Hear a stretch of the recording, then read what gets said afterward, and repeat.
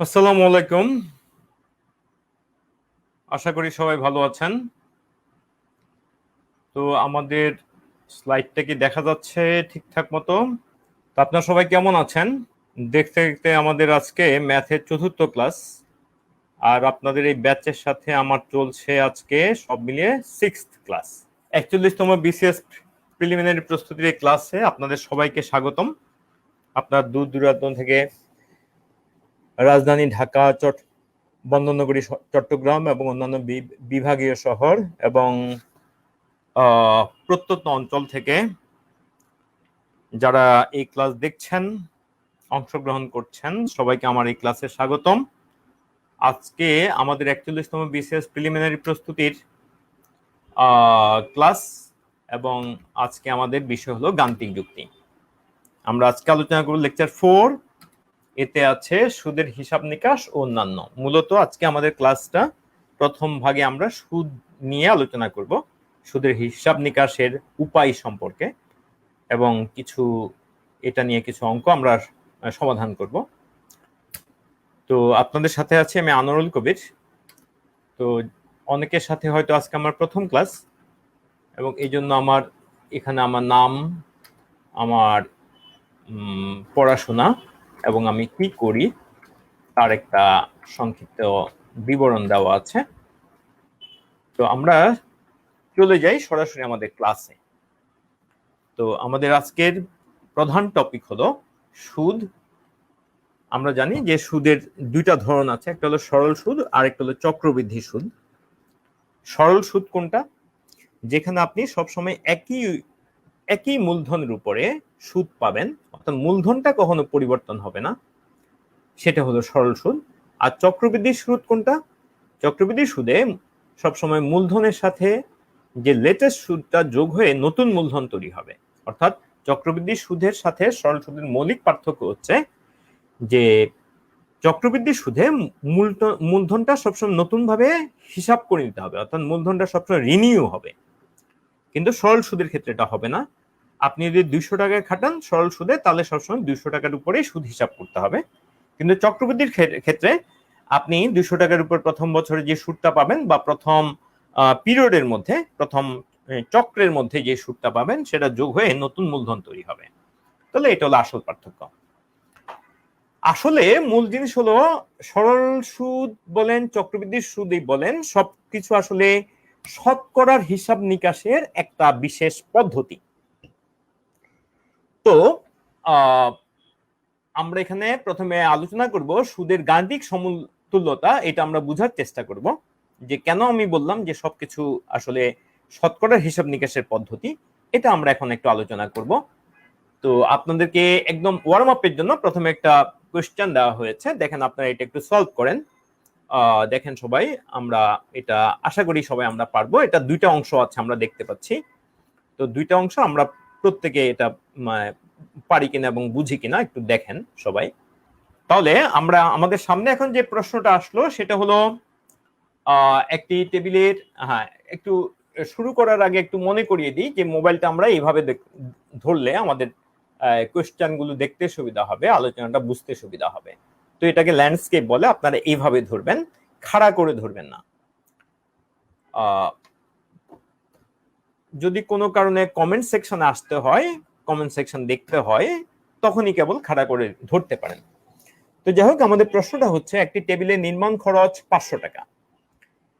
এমন একটি টেবিল নির্মাণ খরচের 17% লাভে, 17% লাভে বিক্রয় করলে প্রথম অংশ হলো যে কত টাকা লাভ হবে, দ্বিতীয় অংশ হলো টেবিলটি বিক্রয় মূল্য কত।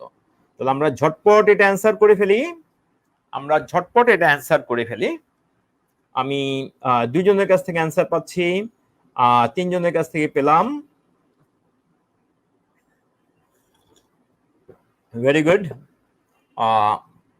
তাহলে আপনারা সবাই ঠিক মতোই করছেন। তারপর আমি একটু এটা আলোচনা করি।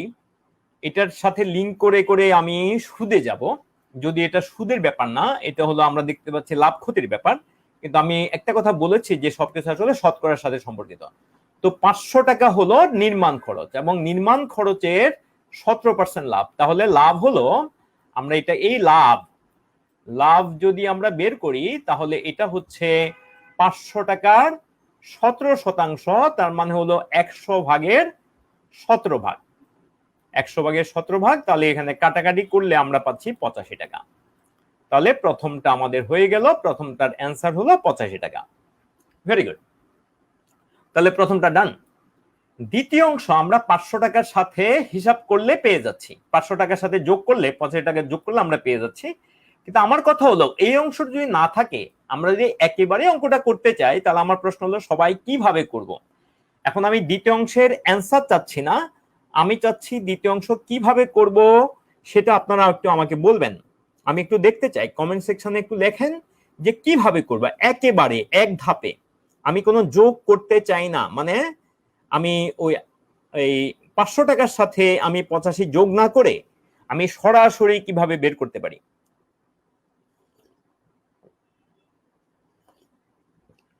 আমি সরাসরি কিভাবে বের করতে পারি, এই দুইটা পদ্ধতি আমাদের সুদের হিসাব কিতাবের সাথে সম্পর্কিত। আপনারা ঠিকমতো বলছেন, শাওন বড়ুয়া, আফরিন আখতার এবং আরো যারা যারা অ্যান্সার করেছেন। আমি দ্বিতীয় অংশের, ভেরি গুড। আমি আমিনা বিপাশার কাছ থেকে একটা অ্যান্সার পেয়েছি, ভেরি গুড। আমি শিমুল মন্ডলের কাছে অ্যান্সার পাচ্ছি, আমি যেটা চাচ্ছি। নাজমুস সাকিব সাদির কাছে আমি অ্যান্সার পাচ্ছি, আমি মুনির উদ্দিনের কাছে অ্যান্সার পাচ্ছি, ভেরি গুড, ভেরি গুড। তাহলে আমরা বলবো 500 টাকা তো আছে, এটা নির্মাণ খরচ। এই 500 টাকার মধ্যে নির্মাণ খরচ যদি 100 ভাগ হয়, তার উপর 17% লাভ ধরে, 17% যখন লাভটা এখানে যোগ হয়ে, 17% লাভটা এখানে যোগ হয়ে 117 হয়ে গেল, 117 হয়ে গেল। তাহলে এখন যদি আমরা সরাসরি গুণ করি, আমরা সরাসরি পেয়ে যাব। তাহলে আমরা পরবর্তীতে আলাদা করে গুণ করার দরকার নাই, তাহলে গুণ করলে আমরা 585 পাবো, 585, 585, 585 টাকা পাবো। Very good. তাহলে আসলে 500 টাকার 117%, 117%, 117% কোত্থেকে আসলো? কারণ এখানে মূলধন হলো, আসল জিনিসটা হলো 100%, তার উপর লাভ 17% বেড়ে গিয়ে 117% হলো। বাট এখানে যদি ক্ষতি হতো তাহলে 17% কিন্তু বাদ হতো, অর্থাৎ বিয়োগ দিতে হতো, তখন 83% হিসাব করতে হতো। Well done, very good. আপনারা খুব ভালো পার্টিসিপেট করছেন, থ্যাংক ইউ সো মাচ। এভাবে ধরে রাখেন। এখন একটা কথা হলো যে একটা টেবিল বিক্রয় করলে, একটি টেবিল বিক্রয় করলে নির্মাণ খরচের 16% লাভ হয়। অটোবি এরকম 5টি টেবিল বিক্রয় করে মোট 1600 টাকা লাভ করলো। টেবিলটি, একটি টেবিলের নির্মাণ খরচ কত, মানে এরকম একটি টেবিলের, এমন একটি টেবিলের, এখানে এমন কথাটা লিখলে ভালো হতো, এমন একটি টেবিলের নির্মাণ খরচ কত, এমন একটি টেবিলের নির্মাণ খরচ কত। আমি শুধু অ্যান্সার চাচ্ছি না, আমি চাচ্ছি এমন একটা এক্সপ্রেশন যেটার দ্বারা অ্যান্সারটা একেবারেই চলে আসবে। আমি চাচ্ছি এমন একটা এক্সপ্রেশন যেটার দ্বারা একেবারেই চলে আসবে। হ্যাঁ, বিপাশা হক, থ্যাংক ইউ সো মাচ। আমরা পরের অঙ্কে চলে গেছি, পরের অঙ্কে চলে গেছি। স্লাইডের কালার নিয়ে ভাইয়া, স্লাইড এখন যেভাবে আছে আমরা সেভাবে চালিয়ে নিই। এটা আই সুদিং, আয়ের জন্য ভালো, অনেকক্ষণ চোখটা ঝাপসা লাগে না। আপনারা আমি জানি এখন অনেকক্ষণ ইন্টারনেটে ব্যয় করেন, একটু ভেরিয়েশন দরকার, সবসময় ব্রাইট স্লাইডে না। আমি ব্ল্যাক সাইডটা, আমারটা ব্ল্যাক থাকুক, আর সবাই তো আপনারা সবসময় ব্রাইটে করছেন। তাহলে আমি সেকেন্ডটা চাচ্ছি, আমি সেকেন্ডটা চাচ্ছি। এখন আমাদের সামনে যেটা আছে আমি সেটা আপনাদেরকে, আমি আপনাদের সবার কাছ থেকে একটু জবাব চাই। না, একটি টেবিল বিক্রয় করলে নির্মাণ খরচের 16% লাভ হয়। অটোবি এরকম 5টি টেবিল বিক্রি করে মোট 1600 টাকা লাভ করলো। এমন একটি টেবিলের নির্মাণ খরচ কত, মানে একটি টেবিলের, এমন না দিলে হবে আসলে, যদি আমি বলেছিলাম প্রথমে, তাহলে এমন একটি টেবিলের আমি একটা মাত্র এক্সপ্রেশন চাই, একটা মাত্র এক্সপ্রেশন চাই, একটা মাত্র এক্সপ্রেশন চাই, একটা মাত্র এক্সপ্রেশন চাই, একটা মাত্র এক্সপ্রেশন চাই যেটার মাধ্যমে আমরা করতে পারবো। একটা মাত্র এক্সপ্রেশন চাই যেটার মাধ্যমে আমরা করতে পারবো।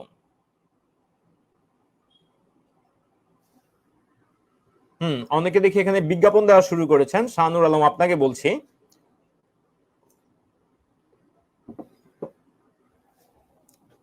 আমরা এখন ক্লাসে পার্টিসিপেট করলেই ভালো, বিজ্ঞাপন না দিয়ে।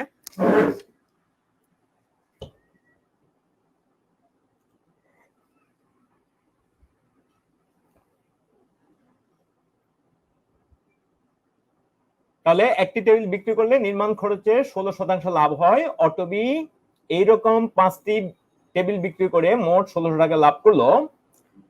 একটি টেবিলের নির্মাণ খরচ কত?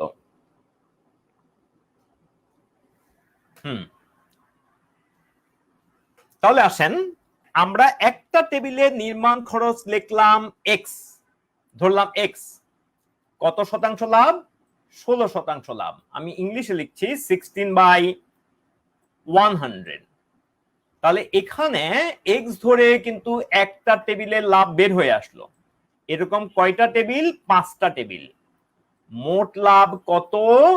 মোট লাভ হলো আমরা বলতে পারি 16,000 টাকা, 1600 টাকা, 1600 টাকা। তাহলে আমরা এখন যেটা করতে পারি সেটা হচ্ছে এখানে 16 দিয়ে উভয় পক্ষকে ভাগ করলে এই পক্ষে থাকবে 100। 5 দিয়ে যদি উপরে এদিকেও কাটতে পারি, নিচেও কাটতে পারি, নিচে কাটলে 20। এখানে যেটা কাটাকাটি ব্যাপারে যদি বলতে চাই, তাহলে একটা জিনিস আমরা ক্লিয়ার করি, যদি উভয় পক্ষে কাটাকাটি করি এই কাজটা করতে পারবো যদি মাঝখানে কোনো যোগ বা বিয়োগ চিহ্ন না থাকে। অংশগুলোর মধ্যে যদি যোগ বা বিয়োগ চিহ্ন না থাকে, শুধু গুণ আর ভাগের ব্যাপার যদি হয়, অর্থাৎ ভগ্নাংশের গুণ অথবা সংখ্যার গুণ যদি হয়, তাহলে আমরা এইভাবে কাটতে পারবো যে একই পাশে কাটাকাটি করলে আমরা জানি উপরে নিচে কাটাকাটি হবে, আর ভিন্ন পাশে কাটাকাটি করলে উপরের সাথে উপরে, নিচের সাথে নিচে। তাহলে প্রথমে আমি কাটাকাটিটা আরেকবার দেখাই। এখানে আমি 16কে কেটেছি, 16 দ্বারা ভাগ করেছি, এখানে 1600কে কেটেছি, 100 হয়েছে।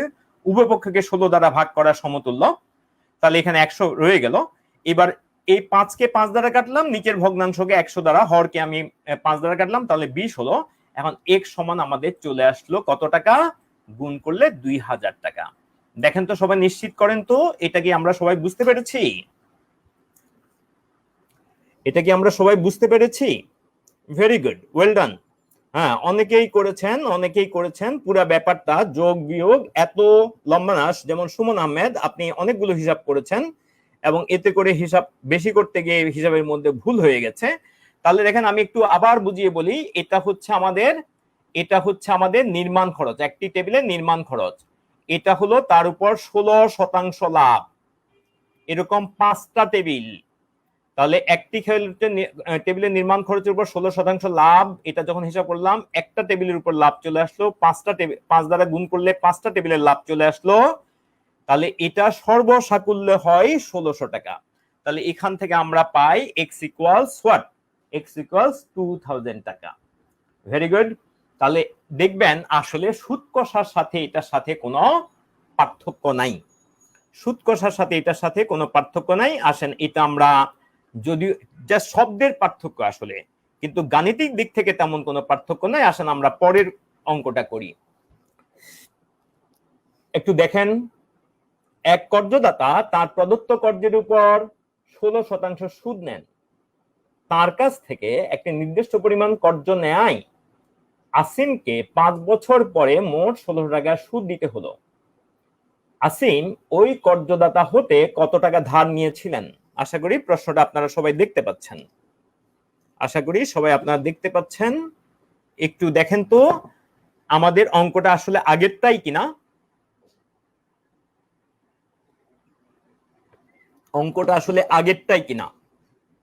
আমরা অনেক সময় মনে করি সুদ কষা একরকম অঙ্ক, লাভ ক্ষতি আরেক রকম অঙ্ক।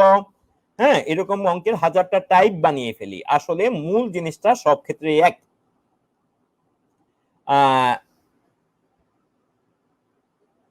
কেউ কেউ আগের অঙ্কটাতে 116 ব্যবহার করেছেন, যেমন ফটিক আপনি ব্যবহার করেছেন, যেটা ঠিক হয়নি। কেউ কেউ ওইটা, আমি শুধু লাভটা ধরেছি, আমি এখানে বিক্রয় মূল্য দিইনি। তাহলে আসেন এই অঙ্কটার দিকে খেয়াল করি আমরা। এক কর্জদাতা তার প্রদত্ত কর্জের উপর 16% সুদ নেন। তার কাছ থেকে একটি নির্দিষ্ট পরিমাণ কর্জ নেয় আসিমকে 5 বছর পরে। মানে এখানে যদি আমরা যখন সুদ বলবো তখন এটা কিন্তু বার্ষিক বুঝাবে, না বললেও বার্ষিক। যদি কোনো কিছু উল্লেখ না থাকে তাহলে এটা বছরে, এটা কিসে হবে, এটা হবে বছরে। কোনো কিছু উল্লেখ না থাকলে এটা বছরে ধরতে হবে। তাহলে আমরা বলবো এটা বছরে 16% লাভ নেন। উপর বছরে, বছরে 16% লাভ নেন, সুদ নেন। তার কাছ থেকে একটি নির্দিষ্ট পরিমাণ কর্জ নেওয়া আসিমকে 5 বছর পরে। তাহলে দেখেন অঙ্কটার মধ্যে আসলে আগের অঙ্কটার সাথে তেমন কোনো তফাৎ নাই। তাহলে আমরা মনে করি কর্জদাতার কাছ থেকে আসিম এক্স টাকা নিয়েছিলেন, তাহলে আমরা বলতে পারি তাহলে 1 বছর পরে তাকে দিতে হবে এর 100 ভাগের 16 ভাগ এত টাকা সুদ দিতে হবে। তাহলে এরকম 5 বছরে সরল সুদে প্রতি বছর সুদ একই পরিমাণটা একই থাকে, তাহলে এরকম 5 বছর পরে তাকে দিতে হবে 1600 টাকা। এটা 5 বছর পরে তাকে দিতে হবে 1600 টাকা। তাহলে কত টাকা দিতে হলো, তাহলে আমরা এগেইন আগের মতো কাটাকাটি করলে আমরা এখানে 100 পাচ্ছি। এখন 5 দ্বারা আগে তো উপরে নিচে কেটেছি, এবার না হয় এই পাশেই কাটলাম। তাহলে আমরা এগেইন পাচ্ছি x ইকুয়ালস 2000 টাকা। তাহলে দেখেন যদিও একটা সুদ কষার অঙ্ক একটা লাভ ক্ষতির অঙ্ক, কিন্তু আসলে ব্যাপারটা কিন্তু অঙ্কের দিক থেকে গাণিতিক দিক থেকে একই রকম। আসলে এখানে টেবিল বিক্রি করেছেন, এখানে টাকা বিক্রি করছেন, আপনি এখানে টাকা বিক্রি করছেন। হ্যাঁ, আপনি ইনভেস্টমেন্ট বিক্রি করছেন বলতে পারেন, ইনভেস্ট করছেন বা টাকা বিক্রি করছেন, টাকার পজিশন বিক্রি করছেন এটাও বলা যায়। হ্যাঁ, মালিকানা, টাকার মালিকানা বিক্রি করছেন। তাহলে এই হলো ব্যাপার, বা টাকাকে লিজ দিচ্ছেনও বলা যায়। তাহলে আসেন আমরা এখন সুদের ব্যাপারে গেলাম, যে আমরা প্রথমে সরল সুদের ব্যাপারে আলোচনা করব। আমরা এখানে আলোচনা করব আসল সুদের হার, সময় এবং মোট সুদের সম্পর্কটা দেখব। আসেন আমরা প্রথমে নিজেরাই একটা সূত্র আমরা তৈরি করি, যেটা আমরা একটু আগে করলাম ঠিক সেভাবে। পি টাকা আসল হতে r% সুদে n বছরে মোট সুদ i টাকা হলে পি আর এন এর সম্পর্ক নির্ণয় করুন। তাহলে দেখেন আমাদের আসল কত, আমরা ঠিক আগের মতো করে যদি আগাই তাহলে আমরা কি পাবো, পি, এটা হলো আমাদের আসল, আমরা এখানে সুদ বা লাভ পাবো 100 ভাগের r ভাগ, এবং এরকম n বছর ধরে পাবো একই পরিমাণ জিনিস, এবং এটার পরিমাণই কিন্তু আই। তাহলে আপনি বলতে পারেন P N R divide by 100 equals I. এটা হলো সরল সুদের বেসিক সূত্র। এই সূত্র আপনি শিখলেও পারেন, বা আমরা যেই লজিকে অঙ্কগুলা করছি সেভাবে করলেও পারেন। সূত্র শিখতে হবে এমন কোনো কথা নাই, এগুলো সূত্র ছাড়াও পারা যায়। তাহলে আমাদের সূত্রটা আসলো PNR divide by 100 equal to I. এখন ভবিষ্যতে আমি হয়তো এই সূত্রটা রেফার করতে পারি, বা ঠিক এই লজিক অনুসারে আমি যেতে পারি যে আমাদের পি টাকা খাটালাম, r% সুদে বছরে পাবো এত টাকা, তাহলে n বছরে পাবো এত টাকা, এবং মোট সুদ হলো আই।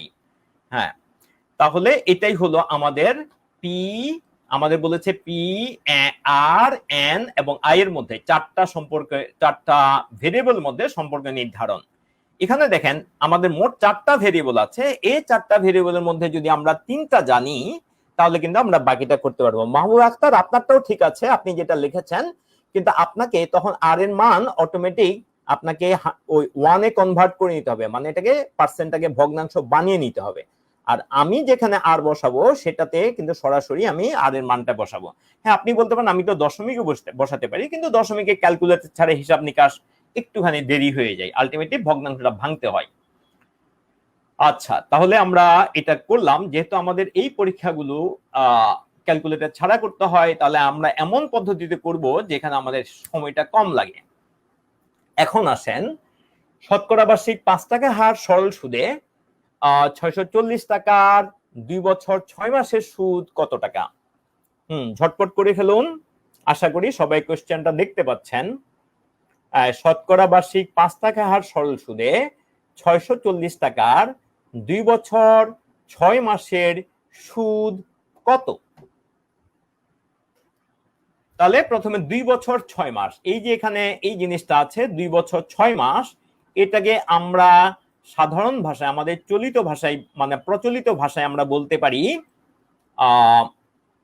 2 সমাস অর্থাৎ 2.5 বছর। 2.5 বছর, আচ্ছা এটা ইংলিশে লিখি 2.5 বছর। ইংলিশে লিখলে আমার পরেরটা ইংলিশে লিখলে আমার সুবিধা বেশি।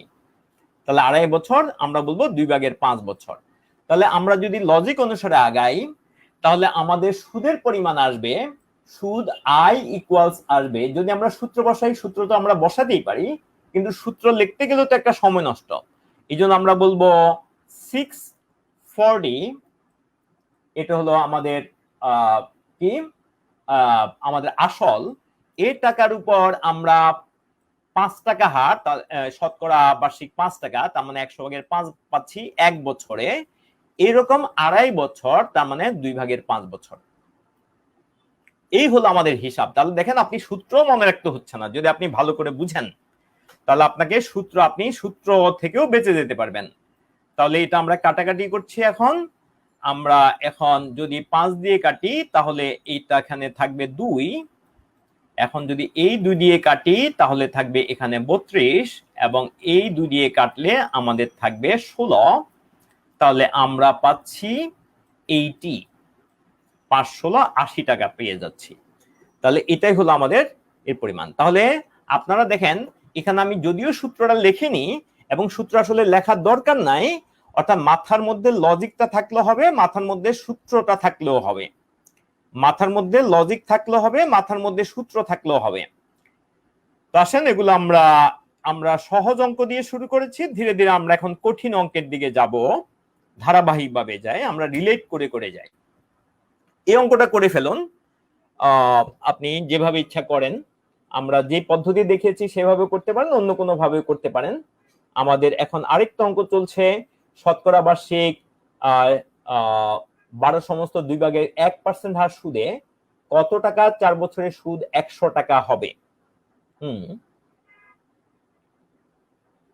জিসিএসে এরকম অঙ্ক আসে, 5/2 আসছে 2.5 বছর থেকে, 2 বছর 6 মাস, এটাকে কি বলেন? 2.5 বছর না?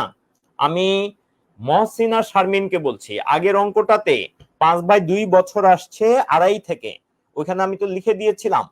হ্যাঁ, আপনি পরে ভিডিওটা আরেকবার দেখলে, হ্যাঁ, মহসিন আর শারমিন আপনাকে বলা হচ্ছে ওইটা 2 বছর 6 মাস ছিল, 2 বছর 6 মাস মানে 2.5 বছর। তাহলে আগের অঙ্কটার জন্য বলছি, তাহলে 2.5 বছরকে আমরা লিখি 2 সমস্ত 2/1, তাহলে এখানে সমস্ত ভাঙলে 2/5 হয়। তো যাই হোক, তাহলে আমরা এখন এই অঙ্কটা করব। তাহলে আমরা যদি এতক্ষণ যে পদ্ধতিতে ছিলাম সেই পদ্ধতিতে আমরা থাকি, দেখেন মহসিনা শারমিন এবং অন্যান্যরা, আপনারা এটাকে যদি সমস্ত ভাঙান তাহলে এটা হবে 2/25, 12.5 মানে 2/25%, যেভাবে আমরা মিশ্র ভগ্নাংশকে আমরা যেভাবে অপ্রকৃত ভগ্নাংশে প্রকাশ করি। তাহলে আমরা যদি বলি যে আমাদের এখানে আসলটা নাই, তাহলে আসল হলো পি, সুদের হার হলো 2/25। পরে আমি আরেকটা পদ্ধতি দেখাবো এটার, এবং আমাদের হলো 4 বছর। দেখেন এটা হলো 1 বছরের সুদ বের করছে, এখন 4 দ্বারা গুণ করলে 4 বছর, এবং আমরা এখানে পেয়ে যাচ্ছি কত? 100 টাকা। তাহলে এখন যদি আমরা করি, প্রথমে 25 দ্বারা কেটে দিই, 25 দ্বারা কাটলে এখানে থাকে 4, এখানে 4 দ্বারা কাটলে এখানে থাকে 2, এখানে একটা 100 হবে, পার্সেন্টের জন্য এখানে একটা 100। এবার আমরা 25 দ্বারা কাটলে এখানে 4, এখানে 4 দ্বারা এখানে উপরে নিচে কাটলে এখানে 2, আর 2 দ্বারা এখানে কাটলে আমরা পেয়ে যাচ্ছি। তাহলে এটা আমি আরেকবার দেখাচ্ছি, এটাকে আমরা বলছি যে এটা তো আসলে 12 সমস্ত 2/1 সমান আমাদের 2/25%। 25%। তো আমাদের যেটা ছিল সেটা হলো, এটাকে আমরা প্রথমে আমরা করব, আমরা পি টাকা এর উপর 12.5%, তাহলে আমরা মানে 2/25%, এই পার্সেন্টকে ভগ্নাংশ বানাতে গেলে নিচে একটা 100 চলে আসলো, যেমনটা আগে এসেছে, এরকম 4 বছর, তাহলে মোট দাঁড়ালো 100 টাকা। এখন যদি 25 দ্বারা উভয় পক্ষে কাটি তাহলে এখানে 4 হবে, এখানে 4 দ্বারা এখানে কাটাকাটি করলে এখানে 1 হবে, তাহলে ক্রস গুণন করলে আমরা পি সমান পেয়ে যাচ্ছি 200 টাকা। কিন্তু এই অঙ্কটা কি আসলে এইভাবে না করলে কি চলতো না? এটা যদি আমরা যারা অ্যালার্ট তারা কিন্তু আরো সহজে করতে পারতাম। কিভাবে?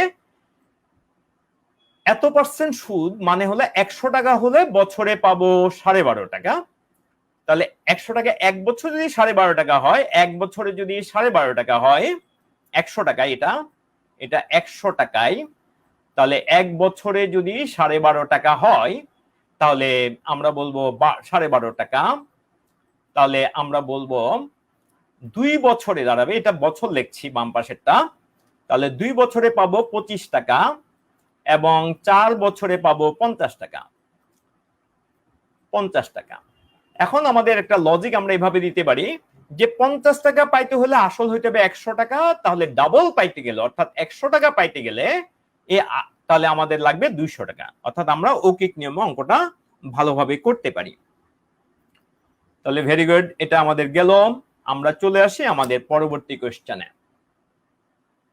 কোন আসল 3 বছরে মুনাফা আসলে 550 টাকা হয়, মুনাফা আসলের 8/3 হলে মুনাফার হার কত? মুনাফার হার কত অর্থাৎ সুদের হার কত? হ্যাঁ, মুনাফার হার কত অর্থাৎ সুদের হার কত? হ্যাঁ মহসিনা শারমিন, আপনাকে ধন্যবাদ। হ্যাঁ সবাইকে ধন্যবাদ, আপনারা সুন্দরভাবে পার্টিসিপেট করছেন। তাহলে কোন আসল 3 বছরে মুনাফা আসলে 5,500 টাকা হয়, মুনাফা আসলের 8/3 হলে মুনাফার হার কত?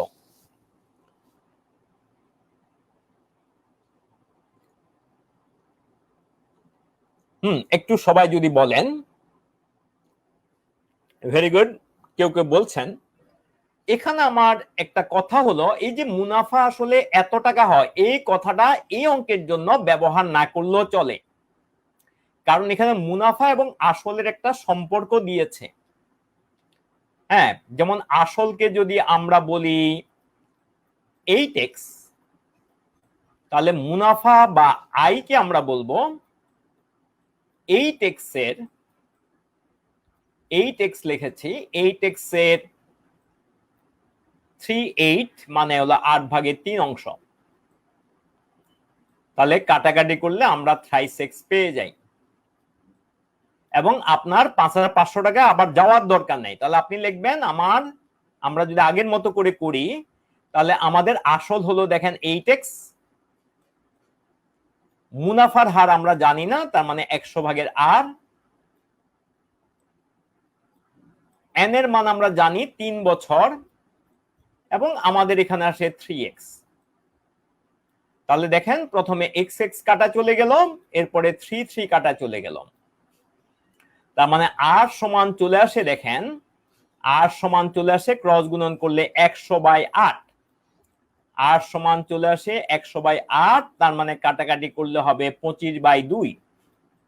আপনারা জানেন 25/2 মানে কত শতাংশ আসবে, তার মানে 12.5% হলো আমাদের শতাংশ হিসাবে আমাদের অ্যান্সার। এই যে আমি 100টা লিখেছি, দেখেন আগে যারা 100 ছাড়া লিখেছিলেন, এই সুবিধাটা হলো আপনাকে আর নতুন করে পার্সেন্টে কনভার্ট করার দরকার নেই, আপনি সরাসরি পেয়ে যাচ্ছেন। হ্যাঁ, আপনি সরাসরি পেয়ে যাচ্ছেন। তাহলে এখানে আমি যেটা দেখিয়েছি, দেখেন সবাই বুঝতে পারছেন কিনা, এখানে 550 টাকা ব্যবহার করার দরকার নাই। কেন দরকার নাই? কেন দরকার নাই? কারণ এখানে মুনাফা ও আসলের একটা সম্পর্ক স্পষ্ট করে দিয়েছে। তাহলে আমাদের এই রেশিও অনুসারে যদি আমরা ধরি, তাহলে কিন্তু আমাদের মানে কাজটা অনেক সহজ হয়ে যায়, সহজ হয়ে যায়। এমনকি আমি যে এক্স ধরেছি পার্টিকুলারলি এই ধরনের অঙ্কের জন্য, উভয় পক্ষে যখন এক্স থাকবে আপনি এক্সটা বাদ দিলেও পারেন। তাহলে আমি আবার বলছি, মুনাফা আসলের 8/3, এটা থাকার কারণে মুনাফা আসল এত টাকা এটা দরকার নাই, শুধু n সমান 3 বছর এটুকু দরকার, r সমান কত এতটুকু দরকার। আর মুনাফাকে আমরা আই বলছি এবং আসলকে আমরা পি বলছি, তার মানে আই হলো পি এর 8/3। তাহলে পি সমান যদি আমরা বলি 8x, তাহলে আমরা আই সমান পেয়ে যাব, এখান থেকে আই সমান আমরা পেয়ে যাব 8x এর 3x, তার মানে 8/3। তাহলে এখানে আমরা কাটাকাটি করে পেয়ে যাব 3x। তাহলে আমরা পি এবং আই কিন্তু আমরা পেয়ে গেছি, যেটা দিয়ে আমরা অনায়াসে সম্পর্কটা নির্ধারণ করতে পারি। তাহলে আমরা আগে কি করেছিলাম, আপনারা চাইলে এই সূত্রটা ফেলতে পারেন, বাট সূত্রটা মনে রেখেও পারা যায়, আবার লজিক দিয়েও পারা যায় যে আমার টাকা হলো আসল হলো 8x, আমি এর উপর লাভ করব অর্থাৎ সুদ পাবো এই r%, তার মানে 100 ভাগের r ভাগ, এবং এই লাভটা আমি 3 বছর করব, 3 বছর করে আমি সর্বসাকুল্যে যে মুনাফা সেটা হলো আমার 3x। তাহলে দেখেন আমরা ওই 5,500 টাকার ওইটা ধার ধারি না, ধার না ধারলেও আমাদের খুব ভালোভাবে কাজ হয়ে যাচ্ছে। তাহলে আমরা যদি এখন করি r সমান আমরা পেয়ে যাচ্ছি 100/8, 100/8, বা আমরা কাটাকাটি করলে পাবো 2/25, অর্থাৎ এটাকে যদি আমরা আরো ভাঙি আমরা পাবো 12.5%। এই হলো ব্যাপার। তো আশা করি সবাই ধরতে পেরেছেন। পি কেন 8x ধরলেন? হ্যাঁ, খুব সুন্দর প্রশ্ন। ওই যে 8/3 অংশ বলেছে, আপনি এমন ভাবে ধরেন যেন আর ভগ্নাংশ না থাকে। কাকে বলছি? যাদের প্রশ্ন হলো আমি পি কেন 8x ধরলাম, 8/3 অংশ হরের সাথে মিলিয়ে ধরবেন। এটা খুব সুন্দর প্রশ্ন হয়েছে ফটিক, ধন্যবাদ আপনাকে। হ্যাঁ, খুব সুন্দর। এটা তো শর্টকাট না, এটা তো লজিক। এটা তো আমি শর্টকাট দেখাচ্ছি না। আপনি যদি ক্লাসের সাথে থাকেন, আমি তো একদম প্রথমে একটা লাভ ক্ষতির অঙ্ক দিয়েই শুরু করেছি। এটা তো শর্টকাট দেখাচ্ছি না ভাইয়া, এটা একদম বেসিকটা দেখাচ্ছি। এটাই বেসিক।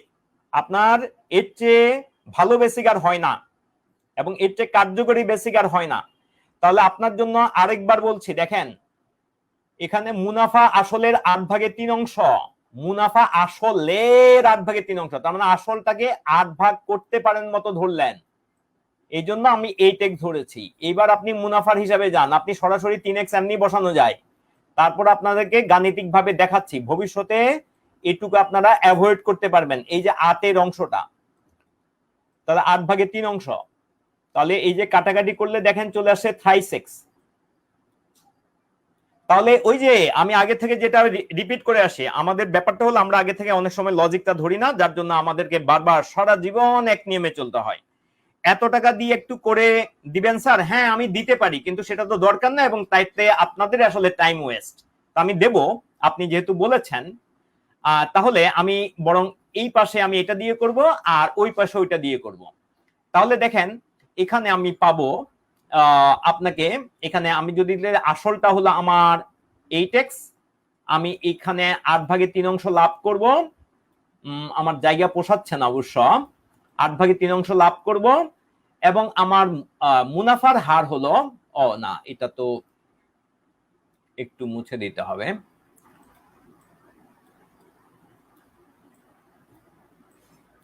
একটু শুরু থেকে ধারাবাহিকতা মেনটেন করবেন, এই ক্লাসগুলো ধারাবাহিকতা মেনটেন করবেন। তাহলে আপনারা অনেক বেশি লাভবান হবেন, এবং দেখবেন আপনার মনে রাখার জিনিস খুব কমে যাচ্ছে, আপনি সবকিছু নিজেই পাচ্ছেন। তাহলে আমরা বলবো প্রথমে আমরা আসল হলে এত 8x, তার উপর আপনি মুনাফার হার আপনি r% ধরে নেন। তাহলে r%, এটা যেহেতু বের করতে হবে, তাহলে r% মানে আপনি এরপর 100/r ভাগ ধরবেন। 100/r ভাগ, এটা কিন্তু গুণ চিহ্ন দিয়েছি। 100/r ভাগ, এবং এরকম আপনি 3 বছর পারবেন। তাহলে এটা হলো আপনার মুনাফা, ওই বিক্রির মতো, ওই যে কলম দিয়ে উদাহরণ দিলাম না, টেবিল দিয়ে উদাহরণ দিলাম, সেটার মতো। তাহলে 100/r ভাগ এরকম 3 বছর, এবং তাতে করে আমাদের 3x আসলো। তাহলে এখন কাটাকাটি করলে আপনি আর এর মান পেয়ে যাচ্ছেন, আর তো কিছু না। হ্যাঁ, রুদমিলা রোশন মুনা জিজ্ঞেস করেছেন, স্যার একটু ক্লাসের টাইমটা বলবেন? ক্লাসের টাইম তো 8টা 20-এ ক্লাস শুরু হয়, এতদিন তো তাই হয়ে আসছে, আজকেও তাই হয়েছে।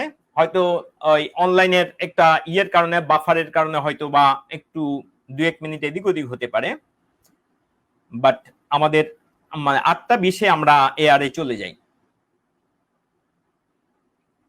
তাহলে হ্যাঁ, এই P equal to 8x the best, এটার উপর আসলে কথা নাই। তারপরে যারা দেখতে চাচ্ছেন, অতিরিক্ত হিসাব যারা করতে চাচ্ছেন, দেখেন এখানে আপনাকে আবার ধরতে হবে পি ইকুয়াল টু 8x, এরপরে আইটা দেখালাম না 3x, তারপর আপনি এই দুইটা যোগ করে পাবেন 11x, 11x সমান আপনি লিখবেন আবার ওই এত, তাহলে x সমান পাবেন আপনি 500। তাহলে বসিয়ে এটাকে পাবেন 4000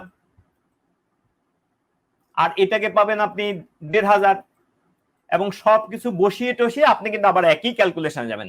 অর্থাৎ এই যে বাড়তি ক্যালকুলেশন করলেন এটা হলো অপ্রয়োজনীয়, সম্পূর্ণ অপ্রয়োজনীয়। এবং এইভাবেই আমরা ভালো করে বেসিক ক্লিয়ার না করার কারণে এবং সময় মতো মনোযোগ না দেওয়ার কারণে আমরা এরকম অনেক টাইম ওয়েস্ট করি। টাইম ওয়েস্ট করি। তাহলে আমরা যাব এরপরে ক্লাসে, এরপরের কোশ্চেনে। দেখেন এখানে রাকিব এত টাকা ব্যাংকে রাখলেন। আচ্ছা, বাই দ্য ওয়ে আমি এই ফাঁকে একটা কথা বলে নি, আমি এই নিয়ে এই মার্চ ফরওয়ার্ডের প্ল্যাটফর্মে আমি পার্সেন্টের উপর মোট আজকে নিয়ে আমি 3টা ক্লাস নিচ্ছি। আগে 2টা হয়ে গেছে, একটা হলো বিসিএস এর জন্য, একটা জবের জন্য, আরেকটা হলো বিসিএস এর জন্য, এটা দ্বিতীয়টা। আপনারা যারা জব করছেন, জবের জন্য প্রিপারেশন নিচ্ছেন, তারা বিসিএস এরটাও নিয়ে নেবেন, বিসিএস এর ক্লাসগুলো দেখবেন। আর যারা বিসিএস এর জন্য নিচ্ছেন তারা জবের ক্লাসটাও দেখবেন। তাতে করে দেখবেন আপনাদের মানে ইয়েটা কনসেপ্ট আরো এনরিচড হচ্ছে, আরো এনরিচড হচ্ছে। তাহলে রাকিব সাহেব, তাহলে এত বছরকে আমরা বলতে পারি যে সমস্ত ভাঙালে আমরা বলবো 15/2, 15/2 এবং এত অংশ সুদ পেলেন এটাকে বলতে পারি, আমরা বলতে পারি এখানে লিখলাম 5/4, 5/4। তাহলে রাকিব সাহেব এত টাকা ব্যাংকে রাখলেন, 7.5 বছর পর অর্থাৎ 2/15 বছর পর তিনি আসল টাকার এক সমস্ত 4/1 অংশ সুদ পেলেন, অর্থাৎ 4/5 অংশ সুদ পেলেন। ব্যাংকে সুদের হার কত দেখেন। এখন ভাইরা আমার, বোনেরা আমার, এই যে এই টাকা যদি আপনি এখন এই অঙ্কে ব্যবহার করতে চান, আপনার কিয়ামত হয়ে যাবে। স্রেফ একটা সহজ অঙ্ককে আপনি অনেক কঠিন করে ফেলবেন। এবং আমরা আমাদের অনেকেই এই কাজটা করে, কনসেপ্ট ক্লিয়ার না করার কারণে এই বিপদটাতে তারা পড়ে এবং আরেকজনকে ফেলে। তাহলে আসেন, আমাদের এখানে মূল জিনিস হলো আসল টাকার এত অংশ সুদ পেলেন। দেখেন আসল টাকার 4/5 অংশ, আসল টাকার মানে আসলের 4/5 অংশ। তাহলে এগেইন আমরা হরের সাথে মিল রেখে আসল ধরলাম 4x। তাহলে সুদ আইটা হলো আমরা 4/5 অংশ, আমরা মনে একেবারে 5x লিখতে পারি, তারপর আমি একটু ধারাবাহিকভাবে দেখাচ্ছি। এবং এই দেখানোটা যেন আপনাদেরকে আর দেখানো না লাগে বা আপনারা নিজেও যেন পরবর্তীতে না করেন। অর্থাৎ লবটা দিয়ে ধরবেন পি মানে আসল, আর হরটা দিয়ে ধরবেন পি, আর লবটা দিয়ে ধরবেন আই। তাহলে 5x এসে গেল। এখন আপনি যদি ওই 3,73,899 টাকায় যান তাহলে কিন্তু কিয়ামত হয়ে যাবে, কিয়ামত হয়ে যাবে। তাহলে আপনি কি করবেন? আপনি করবেন যে আমার আসল তো হলো 4x, এই আসলের উপর আমি কি করেছি সুদের হার, তাহলে আমি এখানে r% ধরে নিলাম, r%। তাহলে 100/8 টাকা পাবো আমি 1 বছরে। দেখেন লজিক ছাড়া আর কিছু নাই। আপনারা লজিকটা যারা এখনো ভালো করে বুঝেন নাই, আমার প্রথম অঙ্ক থেকে আবার এটা রিভিউ করবেন ধারাবাহিকভাবে, তাহলে দেখবেন আপনাদের কোনো সূত্র মুখস্থ করতে হবে না। এসব সূত্র আসলে অপ্রয়োজনীয়, যেটা কমন সেন্সে পারা যায় সেটা আবার মুখস্থ করবেন কেন? আমাদের কয় বছর? 2/15 বছর। 2/15 বছরে, এটা কিন্তু 2 লিখেছি, 2/15 বছরে উনি পেয়েছেন কত টাকা? সুদ পেয়েছেন 5x টাকা। হ্যাঁ, টাইমটা অনেক বেশি হওয়াতে সুদটা বেশি আসছে। তাহলে আমরা কাটাকাটি করলাম, এইদিকে 2 দিয়ে কাটলে আমরা এখানে পাচ্ছি 2, এই দিয়ে 2 দিয়ে কাটলে আমরা এখানে পেয়ে যাচ্ছি 50, এইদিকে যখন 5 দিয়ে কাটবো এখানে পেয়ে যাচ্ছি 3। তাহলে দেখেন তো কত আসে। আমরা এখানে r ইকুয়াল টু পেয়ে যাব, r সমান পেয়ে যাব 50/3, 50/3, r ইকুয়াল টু পেয়ে যাব 50/3, অর্থাৎ r ইকুয়াল টু, তাহলে আমরা সমস্ত ভাঙালে হয়ে যাবে 16 সমস্ত 3/2 ভাগ। তাহলে দেখেন অঙ্ক কিভাবে সহজ হয়ে গেল। আপনি যদি এই টাকাটা ব্যবহার করতেন তাহলে কিন্তু সহজ অঙ্ককে আপনি কঠিন করে ফেলতেন। তাহলে এই হলো ব্যাপার। তাহলে এই জিনিসগুলো আমরা একটু খেয়াল করব এবং বুঝার চেষ্টা করব। ক্লাসটা বুঝার আগ পর্যন্ত বারবার দেখব। নেক্সট অঙ্ক, 500 টাকার 4 বছরের সুদ ও 600 টাকার 5 বছরের সুদ একত্রে 500 টাকা হলে সুদের হার কত? 500 টাকা 4 বছরের সুদ ও 600 টাকার 5 বছরের সুদ একত্রে 500 টাকা হলে সুদের হার কত? আশা করি কোশ্চেনটা সবাই দেখতে পাচ্ছেন। আশা করি কোশ্চেনটা সবাই দেখতে পাচ্ছেন। Anwar Hossain, thank you so much. তাহলে ঝটপট অ্যান্সার করে ফেলুন। তাহলে এখানে দেখতে পাচ্ছি আমরা মূলধন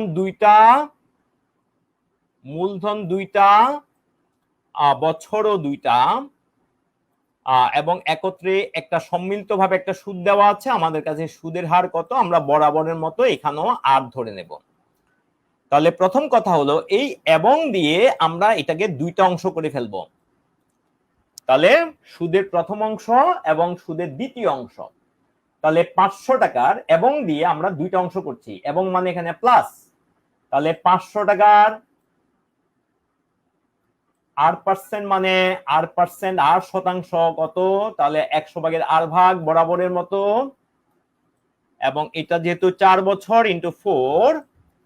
একইভাবে আমাদের 600 টাকা, এই 500 টাকা, এই 4 বছর, এবং এই হলো আমাদের সুদের হার। সুদের হার হলো এইটা।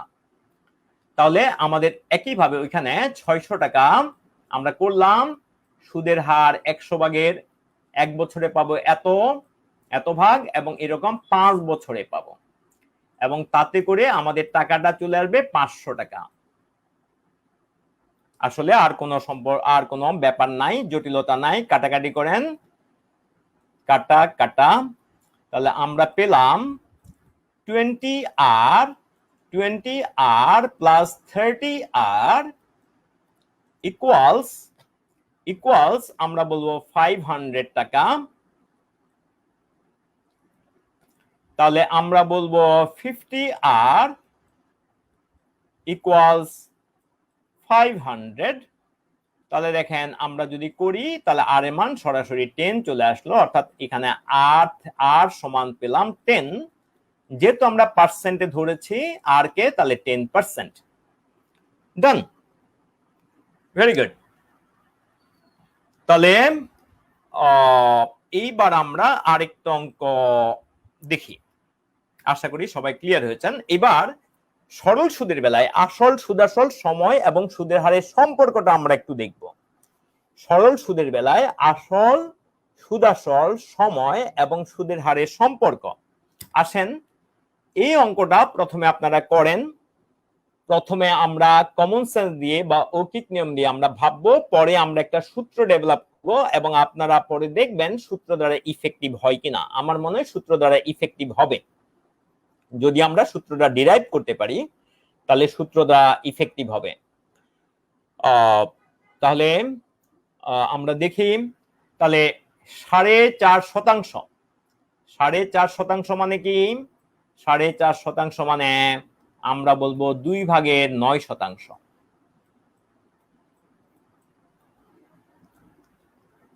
সরল সুদে কত টাকা বিনিয়োগ করলে, কত টাকা মানে আপনাকে পি বের করতে হবে। বিনিয়োগ করলে 4 বছরে, তার মানে এন সমান হলো 4 বছর। আর এটা হলো সুদ আসল, এটা হলো সুদ প্লাস আসল, সুদ আসল।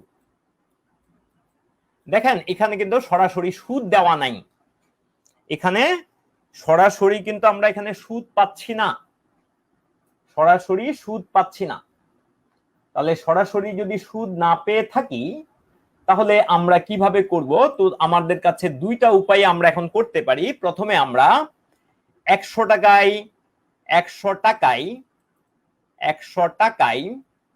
1 বছরে বের করলাম। 1 বছরে সুদ, 1 বছরে সুদ পাই 2/9 টাকা। তাহলে আমাদের এখানে 4 বছর ছিল, তাহলে 4 বছরে পাবো 2/9 ইন্টু 4, তার মানে আমরা পেয়ে যাব 18 টাকা। তাহলে এই যে 100 টাকা আর 18 টাকা যোগ করে এখন সুদাসল চলে আসলো, সুদাসল, আর এইদিকে আমরা সুদাসল আর এইদিকে লিখলাম আসল।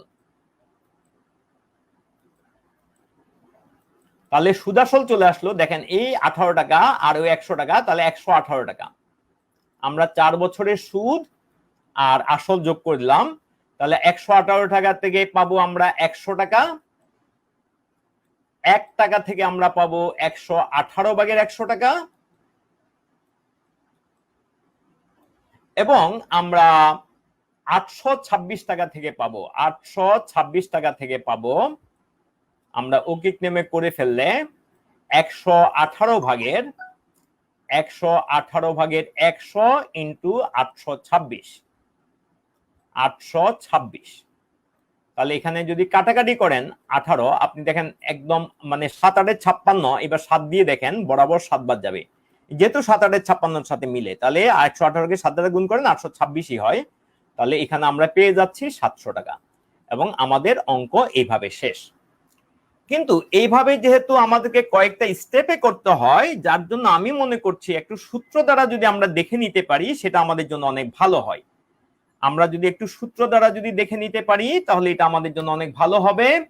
তাহলে এখন আমি এই অঙ্কের জন্য একটা সূত্র ডিরাইভ করব, একটু মনোযোগী হই। এই অঙ্কের জন্য আমরা সূত্র ডিরাইভ করব।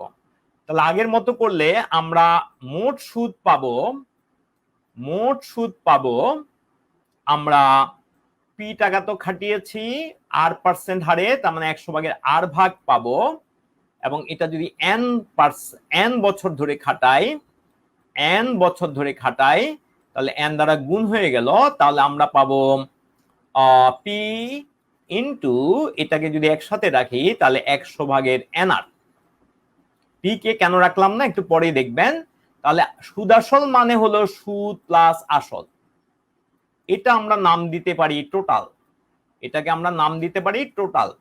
তাহলে টোটাল ইকুয়াল টু পেয়ে যাব, তাহলে আমাদের সূত্র পি, আর এখানে আমরা পেয়ে যাব পি ইন্টু 100 ভাগের nr। তাহলে আমরা এখানে পেয়ে যাব পিটা যদি কমন নিয়ে নিই তাহলে আমরা পেয়ে যাব 1 প্লাস 100 ভাগের nr। তাহলে এখান থেকে আমরা পেয়ে যাব, এটা টি ধরেছি খেয়াল করবেন, তাহলে টি সমান পেয়ে যাব পি ইন্টু এখানে যদি আমরা একটু সরল করে ফেলি 100 ভাগের 100 প্লাস nr। তাহলে দেখেন অনায়াসে আমাদের একটা সূত্র চলে আসলো।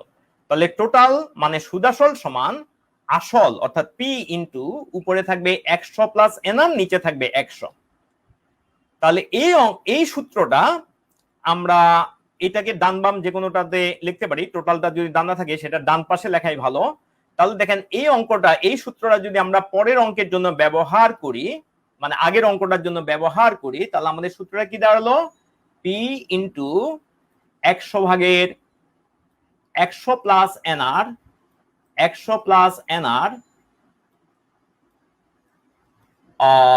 ইন্টু ইকুয়ালস আমাদের টোটাল মানে হলো আসল।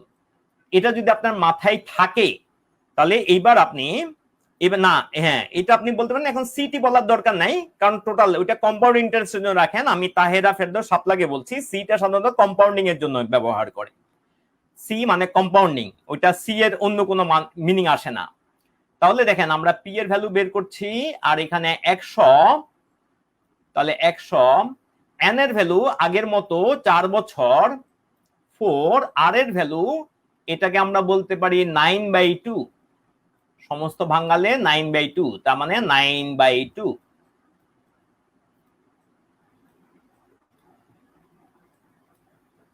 ইকুয়ালস আমাদের চলে আসলো 826। এখান থেকে দেখেন আপনি এখান থেকে পেয়ে যাবেন পি ইন্টু, এখানে দেখেন কাটাকাটি করলে 2 হয়, তার মানে এখানে 2টা গুণ করলে 18 হয়, তার মানে উপরে হবে 118 আর নিচে হবে কিন্তু 100, 826। এখন যদি আপনি উভয়পক্ষে কাটাকাটি করেন এখানে 7 পেয়ে যাবেন, যেটা ক্রস গুণন করলে আপনি এখানে পি সমান পেয়ে যাবেন 700। তাহলে এই সূত্রটা যদি আপনার মাথায় থাকে তাহলে আপনি প্রথম লাইনটা এলিমিনেট করতে পারেন, অর্থাৎ বাদ দিতে পারেন, তাহলে বাকিটা বসাইলে আপনার অঙ্কটা অপেক্ষাকৃত দ্রুত সময়ে হবে। সূত্রটি তো আগেরবার দেখালাম ফটিক, আপনি আগের ইয়েটা রিওয়াইন্ড করে দেখে নেবেন। আমি এর আগের বার সূত্রটা দেখিয়েছি এই মানে ইয়েতে। তো আপনি ক্লাসটা যেহেতু এখানে রেকর্ড আছে, আপনি আরেকবার দেখে নেবেন প্লিজ। আপনি সবাই যারা বুঝতে পারেন নাই আরেকবার দেখে নেবেন। তাহলে আমরা পরের অঙ্কে যাচ্ছি, যেহেতু রেকর্ড আছে তাহলে আরেকবার আপনারা দেখে নেবেন, পিছনে গিয়ে দেখে নেবেন। তাহলে আমরা চলে গেলাম, এইটা সূত্র আমি ব্যাখ্যা করেছি। তাহলে এইবার আসেন আরেকটা জিনিস সম্পর্কে আমরা নির্ধারণ করব। সুদ আসলের গুণিতক হলে, মানে সুদ আসলের এত গুণ হলে সুদের হার ও সময়ের গুণফলের একটা সম্পর্ক আমরা নির্ণয় করব। আচ্ছা, আরেকজন লিখেছেন তাসিন খান, স্যার ফর্মুলাটা কিভাবে আরেকবার বলবেন? আচ্ছা, তাহলে যেহেতু দুইজন বলেছেন আমি বলছি। তাহলে আমরা দেখেন, আমরা এখানে সুদাসল মানে বললো সুদ প্লাস সুদাসল মানে হলে এটাকে যেটাকে আমরা নাম দিতে পারি টোটাল। তাহলে টোটাল মানে হলো আসল প্লাস আই মানে হলো সুদ। তাহলে পি আর আই এর মান হলো সুদের মান। তাহলে সুদ কেমনে হিসাব করি? পি হলো আসল, এরপরে তার উপর r% খাটবে এবং এটা কার্যকর হবে n বছরের জন্য, অর্থাৎ n বার। তাহলে আপনি এখানে টোটাল ইকুয়াল টু পেয়ে যাচ্ছেন পি প্লাস পি ইন্টু এই অংশটা গুণ করেন, তাহলে NR/100। এখন আর কিছুই না, খালি পিটাকে কমন নিয়ে আসেন। টোটাল ইকুয়াল টু পিটাকে কমন নিলে 1 প্লাস, তাহলে পিটা যেহেতু কমন চলে গেল 1 প্লাস এখানে NR। এর পরবর্তী লাইনে আপনি যদি টি সমান লেখেন, তাহলে এটাকে আমি নিচে লিখছি, এটাকে যদি আপনি একটু কাজ করেন তাহলে এখানে 100 আসবে নিচে, আর উপরে থাকবে 100 প্লাস NR এবং শুরুতে একটা পি গুণ। তাহলে টি সমান এত, শুরুতে একটা পি গুণ, টি সমান হলো অর্থাৎ সুদাসল সমান হলো আসল into 100 plus NR divide by 100।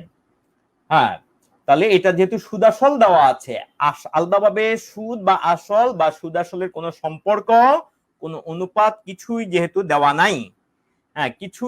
দেওয়া নাই, তাহলে সেভাবে, তাহলে এটা হলো টোটাল হলো, এটা হলো আসল প্লাস সুদ। আর আমরা এইভাবেই, তাহলে এটা আসল আর সুদটা আমরা এতক্ষণ যেভাবে বের করেছি এর আগের অঙ্কগুলোতে পি টাকা খাটিয়েছি r% হারে, তাহলে 1 বছরে পাবে এত টাকা, n বছরে n দ্বারা গুণ করলে পেয়ে যাব। তাহলে এখন জাস্ট পিটা রেখে দিলাম, পিটা কমন নিয়ে নিলাম পরবর্তীতে, তাহলে আমরা সম্পর্কটা পেয়ে গেলাম। তাহলে এই সম্পর্কটা যদি আপনারা ব্যবহার করেন তাহলে বীজগাণিতিক উপায়ে সহজভাবেই চলে আসবে। তো এখন আমরা যে টপিকটা আলোচনা করছি সেটা হলো সরল সুদের বেলায় সুদ যদি আসলের গুণিতক হয়, সুদ আসলের গুণিতক হলে সুদের হার ও সময়ের গুণফলের একটা সম্পর্ক আমরা নির্ধারণ করতে পারবো, যেটা দিয়ে আমাদের অঙ্কগুলা অনেক সহজ হয়ে যাবে। আসেন আমরা করি। পি টাকা আসল হতে 8% হার সুদে n বছরে মোট আই টাকা সুদ পাওয়া গেল। এখন আই সমান যদি px হয় তাহলে n ও r এর সম্পর্ক নির্ণয় করুন। তাহলে আমরা প্রথমে আগাবো আই সমান px দিয়ে। আই সমান px।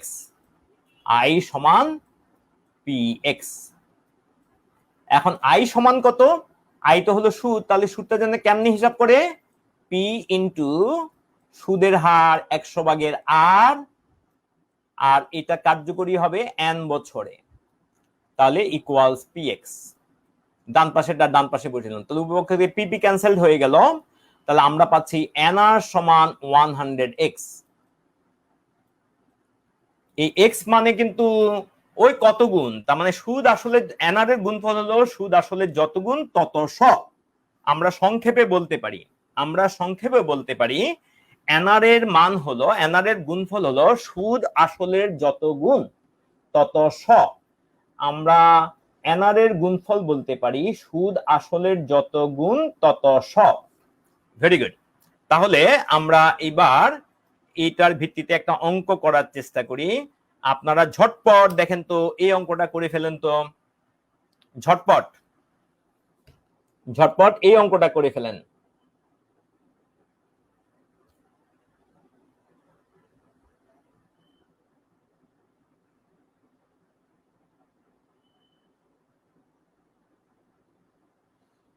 তাহলে ঝটপট এই অঙ্কটা করে ফেলেন। ৬,৬৬৬ টাকা বার্ষিক 10% সুদে কত বছরে, কয় বছরে সুদ আসলে এত টাকা হবে? কত বছরে সুদ আসলে? হ্যাঁ, তাহেরা ফেরদৌস শাপলা, থ্যাংক ইউ। এটাই তাহলে এনআর হবে কত, এইভাবে মনে রাখবেন। এনআর এর গুণফল হবে সুদ আসলের যত গুণ তত শ, সুদ আসলের যত গুণ তত শ। এখানে দেখেন আপনি এখানে ৬,৬৬৬ টাকা, এটা হলো সুদ আসল, এখান থেকে ৬,৬৬৬ যদি বাদ দেন, এটা হলো সুদ আসলে, তাহলে এখানে হাইফেনটা আসলে আমরা যোগ বুঝাচ্ছি, ওইটা বিয়োগ চিহ্ন না, ওইটা ছিল হাইফেন। তাহলে আমরা এটাকে পি প্লাস আই যদি বলি, আর এটা হলো আমাদের পি, তাহলে অনার্সে কিন্তু আমরা এখানে দেখতে পাচ্ছি আই এবং পি সমান। তাহলে সুদ আসলের এক গুণ, সুদ আসলের এক গুণ, কমা বেশি হয়ে গেছে, সুদ আসলের এক গুণ। তাহলে তো আমাদের খুব সহজে চলে আসে, এনআর মানে আমরা বলেছি যত গুণ তত শ। তাহলে আমরা দেখতে পাচ্ছি এখানে এক গুণ, সুদ যত আসল তত, তার মানে 100, চাইলে এক্স এর মানটা 1 এটা বসিয়ে দিতে পারেন। তাহলে এন এর মান কত, 10%। হ্যাঁ, অনেকেই অ্যান্সার কি 10% লিখে ফেলেছেন, খেয়াল করবেন এন এর মান আমরা বের করছি 10% মানে 10, এখানে কিন্তু আর সরাসরি 10ই বসবে, এখানে পার্সেন্ট বসবে না। তাহলে ইনটু 100, হ্যাঁ সরাসরি। তাহলে এখানে এই জন্যই দুইটা পার্থক্য আলাদা করার জন্য আমরা আগে পার্সেন্ট জন্য 100 ব্যবহার করেছি, যেখানে পার্সেন্টের ভাঙার দরকার নেই সেখানে সরাসরি 8। তো যারা 100টা ব্যবহার করেন না তারা ওই জায়গায় আবার কনফিউশন তৈরি হবে, বি কেয়ারফুল। আমি যেভাবে লিখেছি, যেটা যেভাবে সেটা সেভাবে লিখলে, সেভাবে ধরলে, সেভাবে চিন্তা করলে আর হবে না। তাহলে এখন যদি আপনার 5 গুণ হতো তাহলে এখানে জাস্ট 5 হয়ে যেত, এখানে যদি 5 গুণ হতো তাহলে 5 হয়ে যেত, এখানে যদি 6 গুণ হতো তাহলে 6 হয়ে যেত।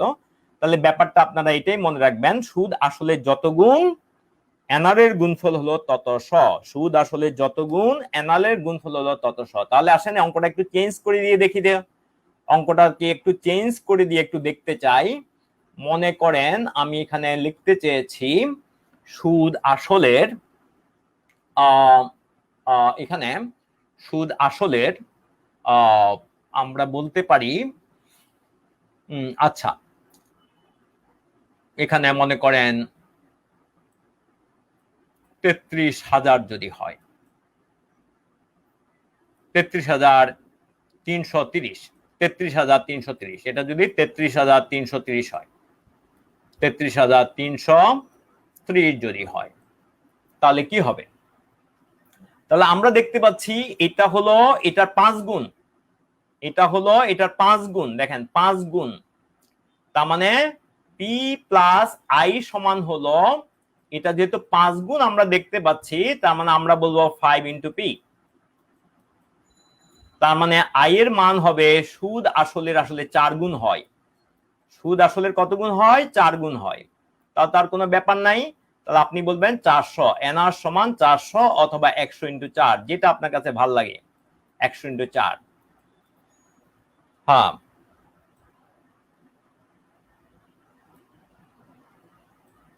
এটা 5 গুণ হয়েছে, সুদ মানে সুদে আসলে 5 গুণ হয়েছে, তার মানে সুদটা হয়েছে 4 গুণ। তাহলে আমরা দেখতে পাচ্ছি এখানে এন এর মান, এখানে আর এর মান যদি আমরা 10 বসিয়ে দিই, আর এর মান যদি 10 বসিয়ে দিই, কেউ ভুল করেছেন মনে হয়, সুদে আসলে যেহেতু, তার মানে এখানে সুদ আসল দেখার পরেও ওখানে একটা বিয়োগ করার ব্যাপার আছে, আমরা খালি সুদটা কত গুণ সে অনুসারে কথা বলবো, সুদটা কত গুণ সে অনুসারে কথা বলবো। কেউ মনে হয় একটু ভুল করেছেন, 50 বছর না, অ্যান্সার হবে কিন্তু 40 বছর, অ্যান্সার হবে 40 বছর।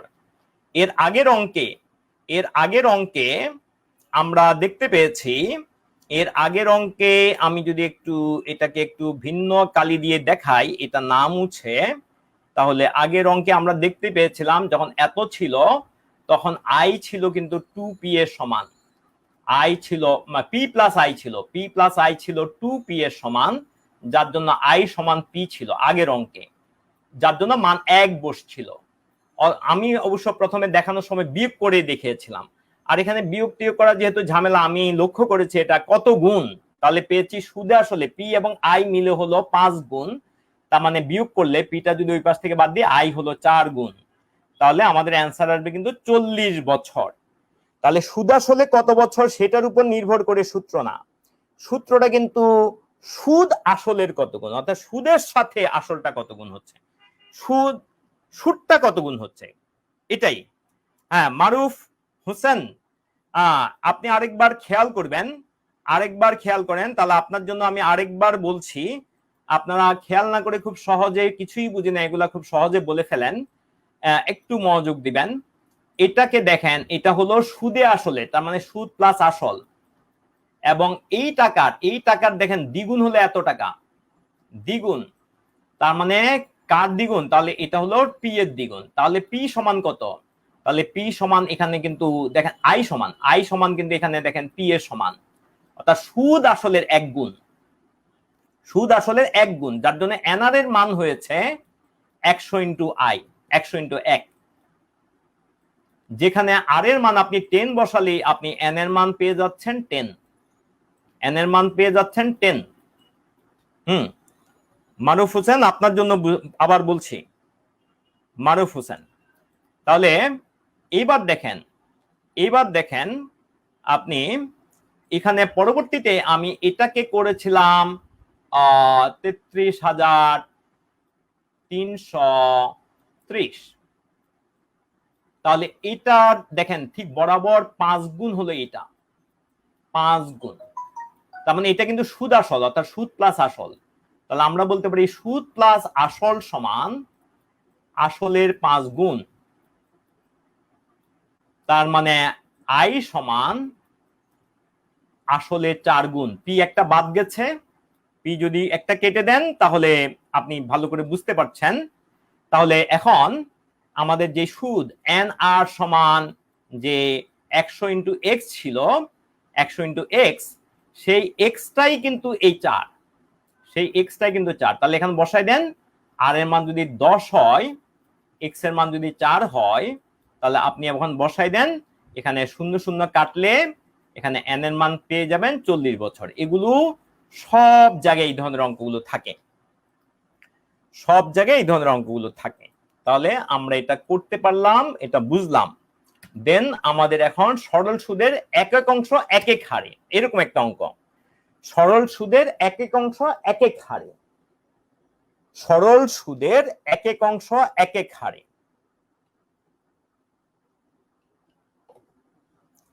ব্ল্যাক স্লাইড আই সুদিং, চোখ অনেকক্ষণ পর্যন্ত ক্লাস করেও আপনার চোখটা ধরবে না। আর আমরা অনেক বেশি ব্রাইট স্ক্রিনের সামনে থাকি এখন, কম্পিউটার মোবাইল বেশি বেশি ইউজ করতে গিয়ে, যেটা আমাদের চোখের জন্য ক্ষতিকর, এবং চোখের জন্য ক্ষতিকর মানে আলটিমেটলি এটা ব্রেনের জন্য ক্ষতিকর। তো এটাকে আমরা মিনিমাইজ করা দরকার, যার জন্য ভ্যারিয়েশন দরকার, যেহেতু আমরা ম্যাক্সিমাম ব্রাইট স্ক্রিন থাকে, আমি আমার স্ক্রিনটা ব্ল্যাকে রাখবো ইনশাল্লাহ। এবং ব্ল্যাকের আরেকটা সুবিধা হলো কালার গুলো ভালো ফুটে। তাহলে এক ব্যক্তি 5,600 টাকার কিছু টাকা বিনিয়োগ করেন 5% সরল মুনাফায়, এবং অবশিষ্ট টাকা 4% সরল মুনাফায়, এক বছর শেষে 256 টাকা মুনাফা পেলেন। ওই ব্যক্তি 5% হারে কত টাকা বিনিয়োগ করেছেন? আমি এখন আপনাদের সবার কাছ থেকে এটার অ্যান্সার চাই, দেখি কারা কারা দ্রুত করতে পারছেন। তানভীর, আমরা তো কয়েকবার ব্যাখ্যা করেছি, ওখানে ব্যাখ্যাটা আছে, আপনি আবার দেখে নিবেন। তানভীর পিয়াল আপনার জন্য বলছি।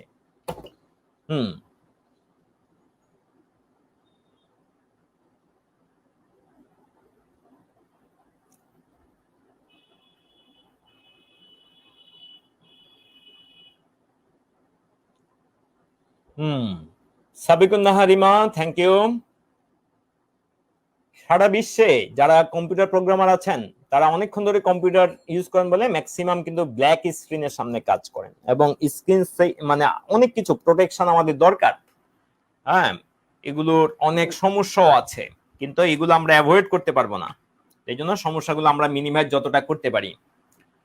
তাহলে এক ব্যক্তি এত টাকার কিছু অংশ বিনিয়োগ করেন, এই অঙ্কটা আমরা অনেকভাবে করতে পারবো, এই অঙ্কটা অনেকভাবে করতে পারবো। অনেকভাবে মানে শুধু লেখার পদ্ধতি না, আসলে লেখার পদ্ধতি চেঞ্জ হলে ভাব বা উপায় চেঞ্জ হয় না, চেঞ্জ হয়, উপায় চেঞ্জ হয় কিন্তু লজিকের চেঞ্জের কারণে। তো আমি এখন একটা সিম্পল লজিক দিয়ে অঙ্কটা করব।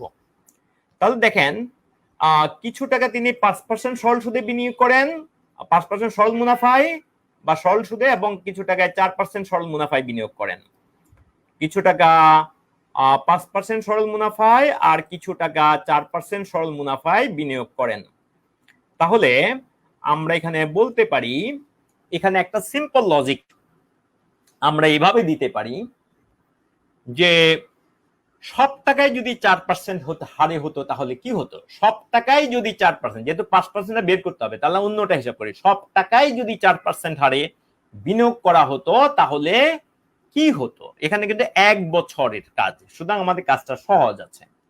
তাহলে সব টাকা যদি 4% হারে বিনিয়োগ করতাম তাহলে আমরা 5,600 টাকার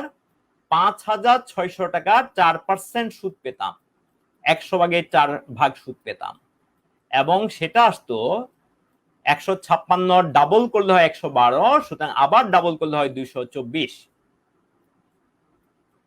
কিন্তু দেখেন আপনি কিছু বেশি টাকা পেয়েছেন সুদ, কেন পেয়েছেন, কারণ আপনি তো সব টাকা 4% খাটাননি। কত টাকা বেশি পেলেন হিসাব করেন তো, আমার মনে হয় 32 টাকা বেশি পেলেন। তাও তো খুব সুন্দরভাবে ব্যাপারটা মীমাংসা হয়ে যায় মনে হয়, খুব সুন্দরভাবে ব্যাপারটা মীমাংসা হয়ে যায়। যে 4% থেকে 5%, 1% কিন্তু পার্থক্য। তাহলে ওই যেই টাকাটা আমরা 5% এর খাটালাম সেটার উপর 1% বেশি পাওয়ায় আমাদের কিন্তু 32 টাকা আসলো। ডান, অঙ্কের আর কিছু নাই, 3,200 টাকা। দেখেন তো ভালো করে বুঝেছেন কিনা, অঙ্কের আর কিছু নেই। হ্যাঁ, আমি লাল কালিতে আছি ভাইয়া শামসুল আলম, আপনাকে ধন্যবাদ, আমি লাল কালিতে আছি। দেখেন অঙ্কটাতে আর তেমন কিছু নাই, যেটা দেখবেন বিভিন্ন জায়গায় করা আছে অনেক লম্বা করে, আরো বিভিন্ন লজিকে করা হয়, কিন্তু এটা একটা এফিশিয়েন্ট লজিক, যেটা বুঝা কাজ করা অনেক সহজ। দেখেন তো, আমাকে সবাই কনফার্ম করেন এটা সবাই বুঝতে পেরেছেন কিনা, ধরতে পারছেন কিনা।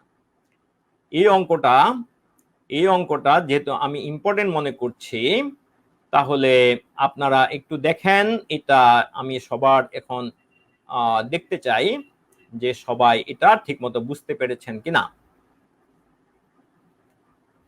সবাই এটা ঠিকমতো বুঝতে পেরেছেন কিনা। 1% কেন আসলো, হ্যাঁ 1% কেন আসলো, এই যে কাজটা আমি করেছি প্রথমে, যে এটা 4% ধরে করেছি, কিন্তু আমার তো কিছু টাকা 5% হারে করেছি, ওই যত টাকা 5% হারে তার উপর তো 1% এক্সট্রা পেয়েছি, সেই এক্সট্রা সুদটাই হলো, সেটার কারণে এক্সট্রা পেয়ে আসছে 32 টাকা।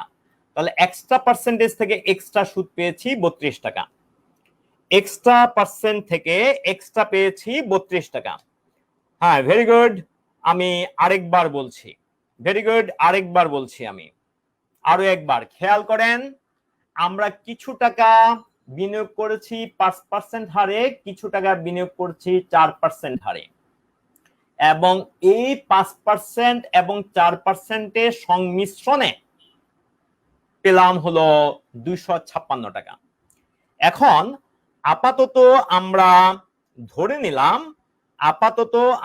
ধরে নিলাম যে আমরা সব টাকা 4% হারে বিনিয়োগ করি, দেখি তাহলে 5%-এর কারণে কিছু এক্সট্রা হয়ে যাবে, তাহলে যেই টাকাটা এক্সট্রা সেটা ওই যে 1% হারে যে এক্সট্রাটা আসবে সেটার সাথে রিলেট করব।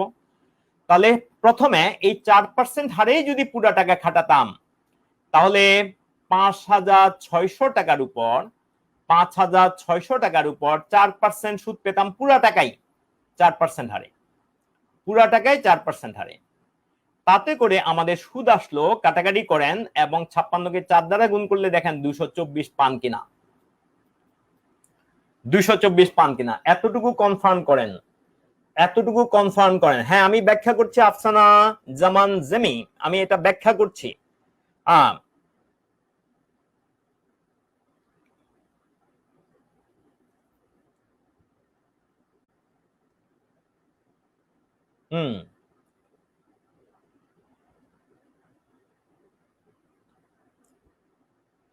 তাহলে দেখেন 56 টাকার উপর 5,400 টাকার উপর 4% হারে যদি পুরা টাকাটা যদি আমরা 4% হারে খাটাতাম তাহলে কিন্তু আমরা 224 টাকা পেতাম। এখন আমরা তো 224 টাকা পাইনি, আমরা তো পেয়েছি 256 টাকা। তার মানে আমরা আসলে পেয়েছি কিন্তু 256 টাকা, এটা বিয়োগ করলে আমরা পাই 32 টাকা এক্সট্রা সুদ। এই এক্সট্রা সুদটা কোত্থেকে আসলো? এক্সট্রা সুদটা এক্সট্রা পার্সেন্টেজ থেকে আসলো। এক্সট্রা পার্সেন্টেজ, তো এক্সট্রা পার্সেন্টেজ কত? এই 5% 4% হারে করে যে এক্সট্রা পার্সেন্ট 1% পার্থক্য, 1% এক্সট্রা, কিন্তু সেটা তো আমার সব টাকা না, সেটা ওই 5%-এর ওই টাকাটাই, শুধু 5%-এর ওই টাকাটাই। তাহলে আমরা ধরে নিলাম 5% হারে ক্ষেত্রে x টাকা, তাহলে ওই 5% হারে টাকার উপর আমরা কিন্তু 1% এক্সট্রা পেয়েছি। দেখেন সবাই বুঝতে পারছেন কিনা? তাহলে আমরা এক্সট্রা টাকা এখানে, তাহলে আমরা এই এক্সট্রা 1% কারণে 32 টাকা আসছে এক্সট্রা। সেই 32 টাকাটা কেন আসলো আরেকবার দেখে নেন। 4% হারে সব টাকা খাটাইলে 224 টাকা, কিন্তু আসলে কিছু টাকা 5% হারে, কিছু টাকা 4% হারে খাটিয়ে আমরা পেয়েছি 256 টাকা। তার মানে আমরা যে কিছু 5% হারে খাটিয়েছি, অর্থাৎ কিছু টাকার উপর 1% বেশি পেয়েছি, তার উপর নির্ভর করে আমরা 32 টাকা পাচ্ছি। তাহলে কত টাকার উপর 1% বেশি পেয়েছি? যেই টাকাটা আমরা 5% হারে খাটিয়েছি তার উপর 1% এক্সট্রা পাচ্ছি। এটা হলো 5%-এর টাকাটাই। দেখেন তো ভালো করে বুঝতে পারছেন কিনা? তাহলে আর আমাদের কোনো জটিলতা থাকে না। হ্যাঁ, এইভাবেই, হ্যাঁ এটা করতে পারেন, আসলে যে কোনোটা দিয়ে করা যায়। আপনি জাস্ট লজিকটাকে রিলেট করবেন, যে কোনোটা আপনি যদি পারেন যে কোনোটা দিয়েই পারবেন। যেমন এখন যদি কিছু 4% তাহলে কিছু কম আসতো, তাহলে কমেরটা আমরা 1% লেস করে দিতাম, তখন এক্সট্রা না হয়ে তখন ঘাটতি আসতো। ওই 1% ঘাটতির কারণে ঘাটতিটাকে রিলেট করতাম।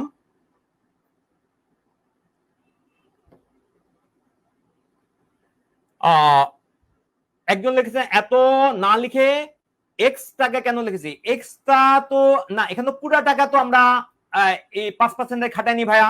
এটা কার জন্য বলছি? এটা বলছি সালমা মুনিরার জন্য।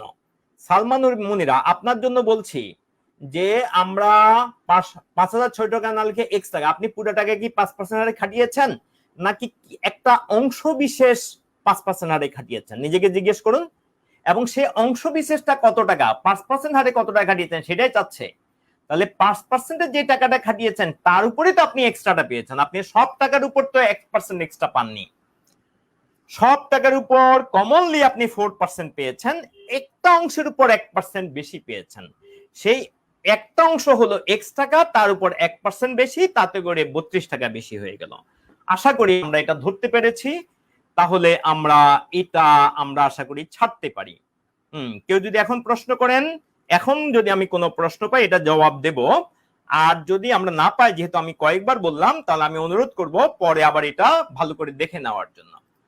আসলে ভাইয়া সবকিছু আপনাকে কোনো কিছুই ম্যাথ কোনো মুখস্থের বিষয় না, এমনকি সূত্র অনেক ক্ষেত্রে মুখস্থ করা লাগবে না যদি বিষয়গুলো আপনি ভালো করে বুঝেন। এই ব্যাপারটা একটু ভালো করে খেয়াল করুন। এখন চক্রবৃদ্ধি সুদ ও সুদাসল এখানে চলে গেলাম। তাহলে 110% হারে, আমি বারবার বলছি সূত্র লাগবে না, সুতরাং এটা সূত্র ছাড়া করে দেন সবাই, সূত্র ছাড়া, এবং একটা সিঙ্গেল স্টেপে করে দেন,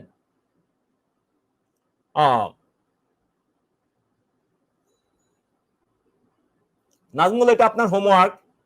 5% দ্বারা করলে কিছু বেশি আসবে, তাহলে যে বিয়োগফল আসবে সেটা তখন 4%-এর সাথে রিলেট করবেন, তখন 4%-টা আগে বের হয়ে যাবে। 4%-টা বের করে সেটা 5,600 থেকে বিয়োগ করলে পেয়ে যাবেন। এটা নাজমুল হোসেনকে বলেছি। Very good. Afsana Jamie, very good. তাহলে 10% হারে 1,000 টাকায় 2 বছরের চক্রবৃদ্ধি সুদাসল কত? 10% হারে 100 টাকার 1,000 টাকা 2 বছরের চক্রবৃদ্ধি সুদাসল কত? চক্রবৃদ্ধির এখানে বুঝেন, চক্রবৃদ্ধি আপনি নিজে তৈরি করতে পারবেন। আমাদের পড়ানোর পদ্ধতির কারণে এবং সূত্র ঠেসে দেওয়ার কারণে আমাদের অনেক অঙ্ক কঠিন হয়ে যায়। আমরা যদি ব্যাপারটা ভালো করে বুঝি তাহলে এটা খুব কমন ব্যাপার। Very good, very good. কাকেই ভেরি গুডটা দিলাম? প্রাণ ভরে মোহাম্মদ লিটন হোসেনকে ভেরি গুডটা দিলাম। Very good, very good. তাহলে দেখেন ব্যাপারটা হলো আমরা 1,000 টাকা খাটিয়েছি। চক্রবৃদ্ধি যখন হিসাব করবেন তখন কিন্তু আপনি শুধু সুদটা আপনি সরাসরি হিসাব করতে পারবেন না, আপনাকে আগে সুদ আসল হিসাব করতে হবে। তাহলে যদি 10% হারে খাটান, তাহলে আসল যদি হয় 100 টাকা, তাহলে 10% যোগ হয়ে এখানে সুদ আসল হয়ে যাবে 110 টাকা। অর্থাৎ সুদ আসল হবে আসলের 100 ভাগের 110 ভাগ। এই ব্যাপারটা ভালো করে বুঝে নেন। তাহলে আমরা যেই টাকাটা খাটালাম সেটা যেই হোক, এখানে 1000 টাকা, অন্য কিছু হলে সেটা অন্য কিছু এখানে বসতো, তার 10% হারে, তাহলে 160 টাকার সাথে আসল হলো আমাদের 100, তার সাথে 10% সুদটা যোগ হয়ে গেল 110, অর্থাৎ এখানে সুদ আসল বের হয়ে গেল। তাহলে এটা কিন্তু 1 বছর, এখন গুণ করলে 1 বছর পরের অ্যামাউন্টটা পাওয়া যাবে। হ্যাঁ, কারো ভুল হচ্ছে, সোম আফরোজ, এটা আমি নামটা হয়তো একটু ভুল দেখছি কিনা, আর একটু আয়েশা আখতার, আপনারা একটু ভালো করে খেয়াল করেন, ডিসকাশন দিকে খেয়াল রাখেন, একটু ভুল হচ্ছে। তাহলে প্রথমে আমি আবার বলি, 1000 টাকা খাটিয়েছেন, প্রথম বছর আপনি মোট টাকা পাবেন 100 ভাগের, আসল হলো 100 ভাগ, তারপর 10% সুদ যোগ হয়ে গেলে 110 ভাগ, তাহলে আসলের 110 ভাগ যোগ হয়ে গেল। তাহলে এই টাকাটা আবার 100 ভাগের 110 ভাগ হয়ে গেল। মানে এটা তো প্রথম বছরটা পেলেন, তাহলে এইটার উপর আবার যদি আপনি একইভাবে কাজ করেন, অর্থাৎ 10% অ্যাড করেন, আসল 100 টাকা, তার 10% আবার অ্যাড হয়ে যাবে, কারণ চক্রবৃদ্ধিতে কিন্তু সবসময় লেটেস্ট অ্যামাউন্টের উপর হিসাবটা কার্যকর হয়। তাহলে এইটাই কিন্তু আমাদের আসলে হিসাব। তাহলে আমরা নিচে কিন্তু 4টা শূন্য পেয়ে যাচ্ছি, 1 2 3 4, তাহলে উপরে 4টা শূন্য কেটে দিই, 1 2 3, তাহলে দেখেন 3 আরেকটা 4, তাহলে এখন দেখেন একটা শূন্যওয়ালা এবং শেষে যদি 1 আছে, আমরা শেষে কিন্তু এত পাবো। আপনি আর গুণ করে সময় নষ্ট করার দরকার নাই, শেষে কিন্তু 10 পাবো। দেখেন শূন্য, বাকি তো সব 1 1 1 1, 11 ইন্টু 11 ইন্টু 1, তাহলে শূন্য, তাহলে আমরা গুণ করলে কিন্তু 10 পাবো। তাহলে আমাদের যে অ্যান্সারে শেষে 10 আছে সেটা আমাদের অ্যান্সার। তাহলে 10 যদি একাধিক থাকে, তাহলে ওইটা ভালো করে খেয়াল করে অ্যান্সারটা করবেন। তাহলে আশা করি এটা আমাদের কাছে ক্লিয়ার, আশা করি এটা আমাদের কাছে ক্লিয়ার।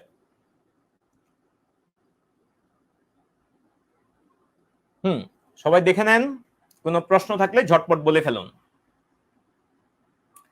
এখন তাহলে চক্রবৃদ্ধিতে আমরা কি বলেছি, চক্রবৃদ্ধিতে আপনি সরাসরি এখন দেখেন, আপনি যদি এখানে সি এর সূত্রটা ব্যবহার করেন, সি এর সূত্রটা ব্যবহার করেন, তাহলে শুধু শুধু অঙ্কটাতে আপনি আর সময় নষ্ট হলো।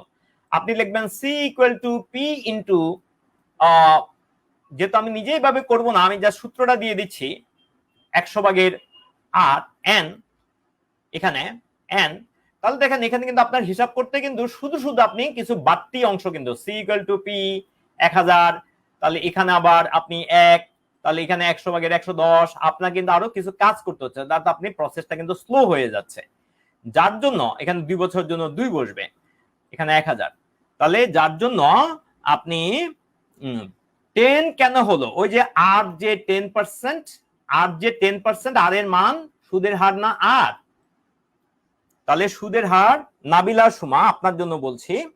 তাহলে আমি আরেকবার সবাইকে ভালো করে দেখাই জিনিসটা, 10% আপনি সুদ পাচ্ছেন, তার মানে যদি আপনি 100 টাকা খাটান, তাহলে সুদ এবং আসলে এটা 100 ভাগের 110 ভাগ পাবেন, এই যে 10 অ্যাড হয়ে গেল, তাহলে এটা 1000 টাকার উপর 1 বছর শেষে পাবেন এত টাকা, দ্বিতীয় বছরে আবার 1000, এটার এই টাকাটার উপর প্রথম বছরে যা আসলো সেই টাকার উপর এত, এই জন্যই। তাহলে এখন হিসাব করলে আপনি পেয়ে যাবেন 2টা শূন্য 2টা শূন্য, 3টা শূন্য 1টা শূন্য, গুণ করলে শেষে আপনি 10 পাবেন, 10 পাবেন, আসলে আপনি পাবেন 1210, কিন্তু গুণ করলে ওই যে গুণ করলে 0 0 আর সব একে একে 1, এই জন্যই 10। এখন নাবিলা আপনি কোন 10-এর কথা বলেছেন আমি জানি না, তবে আমি সব 10ই ব্যাখ্যা করেছি আপনার জন্য। তাহলে চলে আসেন আমাদের পরবর্তী অঙ্কে। এখন হলো 10% হারে 100 টাকার 2 বছরের চক্রবৃদ্ধি মুনাফা কত। তাহলে এখানে কিন্তু কোনো উপায় নাই, আগের মতো করে 1000 টাকার উপর 10% হারে প্রথম বছর 100 ভাগের 110 ভাগ, এবং পরবর্তী বছর যত বছর ততবার গুণ করবেন 100 ভাগের 110 ভাগ, তাহলে আপনি সব কাটাকাটি করলে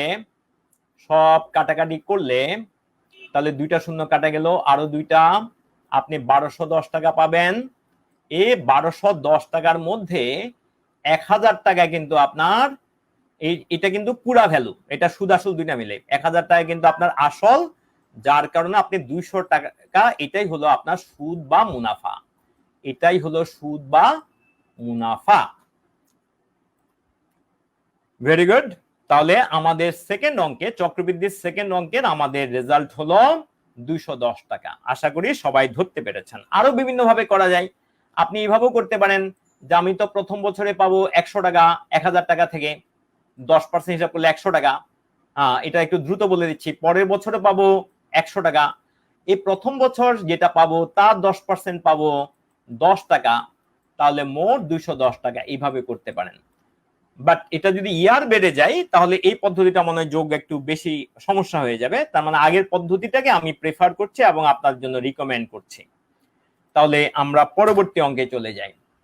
এখন আমরা কমপ্লিটলি ডিফারেন্ট একটা টপিকে চলে আসলাম, গুণিতক বা ভাজ্য ও লসাগু। গুণিতক, আসলে আমরা গুণিতক বা লসাগু বলতে যে আমরা গুণিতকের কথা বলি, এই গুণিতক একটা অপেক্ষাকৃত আমাদের জন্য কঠিন শব্দ হওয়াতে আমরা অনেক সময় চিন্তা করি না গুণিতক মানে কি। আসলে গুণিতক মানে হলো যেই ভাজ্য দ্বারা নিঃশেষে বিভাজ্য।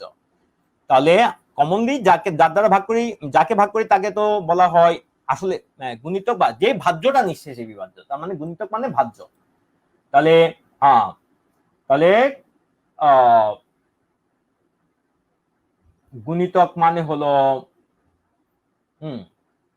গুণিতক মানে হলো যেই ভাজ্যটা নিঃশেষে বিভাজ্য তাকে বলা হয় গুণিতক। যেই ভাজ্যটা নিঃশেষে বিভাজ্য তাকে বলা হয় গুণিতক। তাহলে এবার আসেন আমরা একটা অঙ্ক করি, কোন লঘিষ্ঠ সংখ্যার সাথে 2 যোগ করলে যোগফল 12, 18 এবং 24 দ্বারা নিঃশেষে বিভাজ্য হবে। 12, 18 ও 24 দ্বারা নিঃশেষে বিভাজ্য হবে।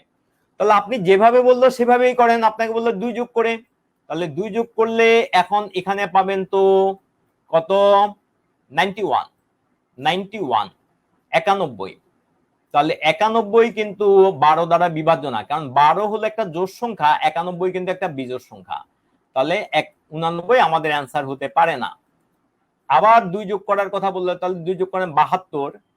তাহলে দেখেন 72 কিন্তু 12 দ্বারাও বিভাজ্য, কারণ 6 12 72, 18 দ্বারাই বিভাজ্য, কারণ 4 18 72, 3 24 72, তার মানে সবার দ্বারা বিভাজ্য। তার মানে কিন্তু আমাদের অ্যান্সার হয়ে গেছে। বাকিগুলো থেকে দেখেন আপনি পাবেন না, বা পাইলেও সেটা বলছে লঘিষ্ঠ সংখ্যা অর্থাৎ সর্বনিম্ন সংখ্যা, তাহলে সেটা পাচ্ছেন না। যেহেতু আমি কনসেপ্টটাকে রিলেট করব, এই জন্য আমি লসাগু কিভাবে করতে হয় সেটা দিয়ে আমি অঙ্কটা করব। তাহলে 12, 18 এবং 24, 24, এদের সবাইকে যদি আমি ভাগ করতে চাই তাহলে আমি 6 দ্বারা ভাগ করতে পারবো। সবাইকে কিন্তু আমি 6 দ্বারা, তাহলে এখানে পাবো 2, এখানে পাবো 3, এখানে পাবো 4, এখানে যদি আবার ভাগ করে ফেলি তাহলে পাবো 1, 3, 2। তাহলে 3 দ্বিগুণে 6, 6 দ্বিগুণে 12, 6 12 72। তাহলে আমাদের 2 যোগ করার পরে আসতে হবে 72। তার মানে আমাদের 2 যোগ করার পরে যদি 72 আসতে হয়, 2 যোগ করার পরে যদি 72 আসতে হয়, তাহলে 2 যোগ করার আগে সংখ্যাটা হতে হবে 70। এটা আশা করি বুঝতে পেরেছেন। এখন আমি খুব গুরুত্বপূর্ণ একটা জিনিস আমরা লক্ষ্য করি। তাহলে লসাগু করতে গিয়ে আগে কি করেছি, এখানে অন্তত 2টা সংখ্যাকে ভাগ যায় এমন একটা সংখ্যা দ্বারা ভাগ দিয়েছি, অন্তত 2টা, সবার এর চেয়ে বেশি হলেও ক্ষতি নাই। তাহলে এখানে বলে কমন ফ্যাক্টর বের করা। তাহলে এইভাবে কিন্তু আমরা লসাগু বের করি। এখন আমরা এই অঙ্কটাকে একটু করার চেষ্টা করি। 2002 সংখ্যাটি কোন সংখ্যাগুচ্ছের লসাগু নয়? আগের অঙ্কের সাথে আপনি চিন্তা করেন, 2002 সংখ্যাটি কোন সংখ্যাগুচ্ছের লসাগু নয়? 2002 সংখ্যাটি কোন সংখ্যাগুচ্ছের লসাগু নয়?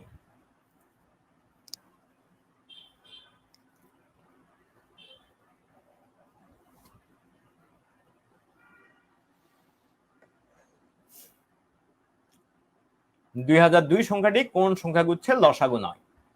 ঝটপট করে ফেলুন।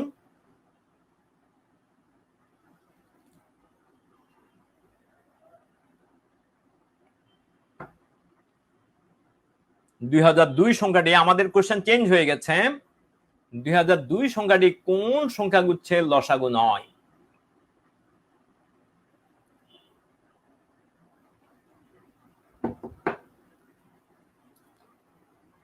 এখন দেখেন, আমরা লসাগু মানে বলেছি ভাজ্য, তাহলে আমরা লসাগু বের করার একটা পদ্ধতি দেখেছি না, ফ্যাক্টর বের করি এবং এরপরে আমরা ওগুলোকে গুণ করি। ফ্যাক্টর যেগুলো আসলো এবং পরবর্তী ভাগফল যেগুলো আসলো এগুলা গুণ করি। লক্ষ্য করেন এখানে সবাই কিন্তু বিজোড়, বিজোড়, তাহলে এর উৎপাদক গুলো বিজোড়, সবাই বিজোড়, তার মানে সবার উৎপাদক বিজোড়, সবার উৎপাদক বিজোড়। দেখেন আগেরটা যদি ওই যে লসাগুর পদ্ধতি দেখেছি না, ওইভাবে যদি আমরা করতে যেতাম, সবার উৎপাদক গুলা এবং ভাগফল গুলা, উৎপাদক ও ভাগফল বিজোড়, ভাগফল বিজোড়, বিজোড়, যার জন্য এগুলোকে গুণ করে যেহেতু আমরা পাবো, তার মানে এটার লসাগু সবসময় বিজোড় পাবো, তার মানে কয়েল লসাগু পাবো বিজোড়, এখান থেকে পাবো বিজোড় লসাগু। কিন্তু আমাদের 2002 এটা তো একটা জোড় সংখ্যা, তাহলে দেখেন বেসিকটা যদি আপনি ঠিক করেন, আপনার এই অঙ্কটা কিন্তু আর হিসাব করা লাগছে না। আপনি যদি বেসিক ঠিক করেন তাহলে এই অঙ্কটা আপনাকে আর হিসাব করা লাগছে না। ভালো করে খেয়াল করেন, সবাই এনশিওর করেন সবাই বুঝতে পেরেছেন কিনা, ভালো করে খেয়াল করেন।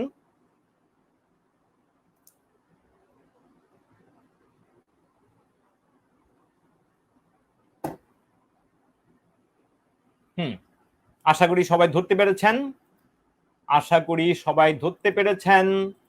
তাহলে আমরা চলে আসলাম আমাদের পরবর্তী অঙ্কে।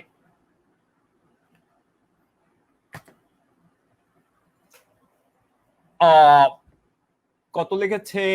6টা 9, তার মানে 9,99,999 এর সঙ্গে কোন, এখানে লেখেন হতে,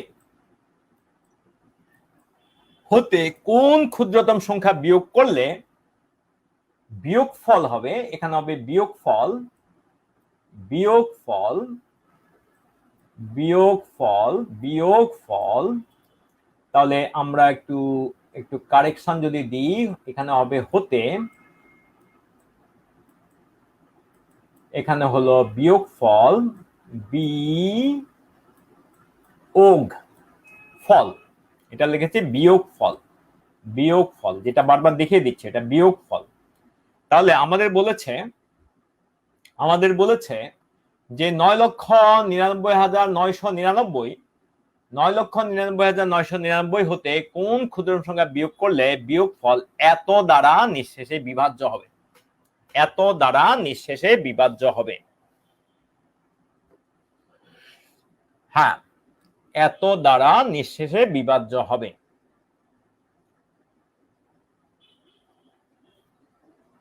কেউ কেউ মনে হয় অঙ্ক কমন পড়ে নাই কিন্তু মুখস্থ অ্যান্সার করছেন, অঙ্ক কমন পড়ে নাই কিন্তু মুখস্থ অ্যান্সার করছেন। একটু সাবধান হই, একটু সাবধান হই, প্রশ্ন না পড়েই অ্যান্সার করা শুরু করেছি কেউ কেউ। প্রশ্নটা একটু চেঞ্জ আছে এবং এটা কনসেপচুয়ালি কানেক্ট করার জন্য। আমাদের প্রশ্নটা হলো 9,99,999 হতে কোন ক্ষুদ্র সংখ্যা বিয়োগ করলে বিয়োগফল 2, 3, 4, 5 ও 6 দ্বারা নিঃশেষে বিভাজ্য হবে। আচ্ছা, এটার একটা লসাগু আমি সংক্ষেপে বের করার চেষ্টা করি। দেখেন 5 আর 6 পরপর সংখ্যা, এদের লসাগু কিন্তু ক্রমিক সংখ্যা হলে আপনি লসাগু জাস্ট গুণ করে দিবেন 30। এখন 30 যেহেতু আমাদের 30 যেহেতু 4 দ্বারা বিভাজ্য নয়, 4 দ্বারা বিভাজ্য হচ্ছে না, যার জন্য 30 কে আপনি ডাবল করে দেন, তাহলে 60, অর্থাৎ আপনি 1 গুণ 2 গুণ 3 গুণ করতে থাকেন, তাহলে আমাদের লসাগু কিন্তু 60 বের হয়ে গেল। আর যদি আপনি অন্যভাবে করতে চান তাহলে তো আগের পদ্ধতি আছে যে 2, 3, 4, 5, 6, এই পদ্ধতিতে আপনি লসাগু যেভাবেই করেন না কেন আপনি লসাগু পেয়ে যাবেন, ভাগ করে করে করলেও আপনি লসাগু পেয়ে যাবেন। লসাগুকে এলসিএম বলে, লিস্ট কমন মাল্টিপল, এটা পেয়ে যাবেন 60। এখন বলেছে 60 হতে কোন ক্ষুদ্রতম এত এত থেকে কোন ক্ষুদ্রতম বিয়োগ করলে এদের দ্বারা নিঃশেষে বিভাজ্য হবে, কিন্তু আমরা তো এটা অনেক কম পেয়েছি, তার মানে আমরা ভাগ করব, দেখি আমরা নিঃশেষে বিভাজ্য হওয়ার পথে কি বাধা আছে। তাহলে 9,99,000, এটা তো ইংলিশে লিখে ফেলছি, তাহলে বাংলা লিখে ফেলছি, তাহলে ইংলিশে লিখলাম 9,99,999। কয়টা দিয়েছি? 5টা, তাহলে এই হলো 6টা। তাহলে প্রথমবার গেল একবার, তাহলে পেলাম 60, পরের বার পেলাম 39, তাহলে এবার যাবে 6 বার, তার মানে 360। এভাবে আপনি যতই করতে থাকেন আপনি বিয়োগফল পেয়ে যাবেন 39, অর্থাৎ 39 অবস্থা থাকবে। যেহেতু 9,99,999 এই সংখ্যাটি এর দ্বারা ভাগ করা মানে হলো আসলে 60 দ্বারা ভাগ করা, যেহেতু আমাদের 39 অবস্থা থাকে তাহলে আমরা 39 বিয়োগ করব। তাহলে অ্যান্সার কত হবে? অ্যান্সার কিন্তু এখানে 21 হবে না, বি কেয়ারফুল, অ্যান্সার হবে 39। প্রশ্নটা কিন্তু যোগ করার কথা বলেনি, বিয়োগ করার কথা বলেছে। বিয়োগ করতে গেলে সবসময় অবশিষ্টটাই বিয়োগ করে দিবেন। বিয়োগ করতে গেলে বিশেষ করে একটা নির্দিষ্ট পরিমাণ অবশিষ্ট যদি থাকে তাহলে ওইটা বিয়োগ করে দিবেন, যদি ভিন্ন ভিন্ন অবশিষ্ট থাকে তখন এটা আলাদা কথা, সেটা আমরা আরেকটা ক্লাসে ইনশাআল্লাহ কভার করব। তাহলে আমাদের অ্যান্সার হচ্ছে কত? অ্যান্সার হচ্ছে 39। Very good. নেক্সট আমরা চলে গেলাম আমাদের নেক্সট কোশ্চেনে। এবার এটা করে ফেলেন। 9 লক্ষ, আগের অঙ্কটাই 9,99,999, 9999999, 9999999, তার মানে 6টা 9। এর সঙ্গে কোন ক্ষুদ্র পরিমাণ যোগ করলে যোগফল এত এত এবং এত দ্বারা নিঃশেষে বিভাজ্য হবে? তাহলে আগের মতোই আমাদের এর লসাগু আসবে 60। 60 দ্বারা যখন ভাগ করব বুঝাই যায় এখানে আমাদের 9 আলা কোনো কিছু অবশিষ্ট থাকবে। আচ্ছা, তাহলে আমাদের 9 আলা কোনো কিছু অবশিষ্ট থাকবে, তার মানে আমাদের এখানে 9 আলা, দেখেন অবশিষ্ট যেটা আপনি আগের মতো অঙ্কটা করবেন, এবার আপনার অবশিষ্ট থাকবে কিন্তু 39, আগের মতোই অবশিষ্ট থাকবে 39, এটা হলো অবশিষ্ট। এখন আপনাকে এমন কিছু যোগ করতে হবে যেন অবশিষ্ট না থাকে, তাহলে এমন কিছু যোগ করতে হবে যেন অবশিষ্ট না থাকে। স্লাইডের রংটা এখন সাদা করা যাবে না, কারণ এটা স্লাইডের পার্মানেন্টটা, এইটা অঙ্কটা এটা নির্দিষ্ট হয়ে গেছে, আমি পরবর্তীতে খেয়াল রাখবো। এটা তো আমি প্রশ্ন বলে দিচ্ছি, 9,99,999 এর সঙ্গে কোন ক্ষুদ্র সংখ্যা যোগ করলে যোগফল 2, 3, 4, 5 এবং 6 দ্বারা নিঃশেষে বিভাজ্য হবে। স্লাইড আপনি যদি ল্যান্ডস্কেপে ধরেন প্রশ্নটা খুব ভালো করে বোঝা যায়, খালি 9,99,000 এটা ফন্টের কারণে ভালো করে বোঝায় না, তো আমাকে ভবিষ্যতে আমরা এটা দেখবো। এটা হলো 6টা 9, আগেরটাই প্রশ্ন, আগেরটাই, খালি এখানে আগেরটা হলো, আগেরটা বলেছিল বিয়োগ করার কথা আর এবার হলো যোগ করার কথা। এই প্রশ্নটাই এখানে বিয়োগের বেলায় যোগ হয়ে গেল, এর সঙ্গে এটা বিয়োগের বেলায় যোগ, এটা বিয়োগের বেলায় যোগ, একই প্রশ্ন। তাহলে আমি সাদা করে দিয়েছি, তাহলে এখানে জাস্ট বিয়োগ করলে না, এটা হলো যোগ করলে, যোগ। তাহলে আমরা যেটা বলছিলাম এটার লসাগু আসবে কত? এটার লসাগু আসবে 60, তাহলে 60 দ্বারা ভাগ করলে আগের মতো 60 দ্বারা এই আমাদের কয়টা, এই 4টা 9 ওলা যে 9,99,000 এটাকে ভাগ করলে আমাদের অবশিষ্ট সর্বশেষ পাবো 39।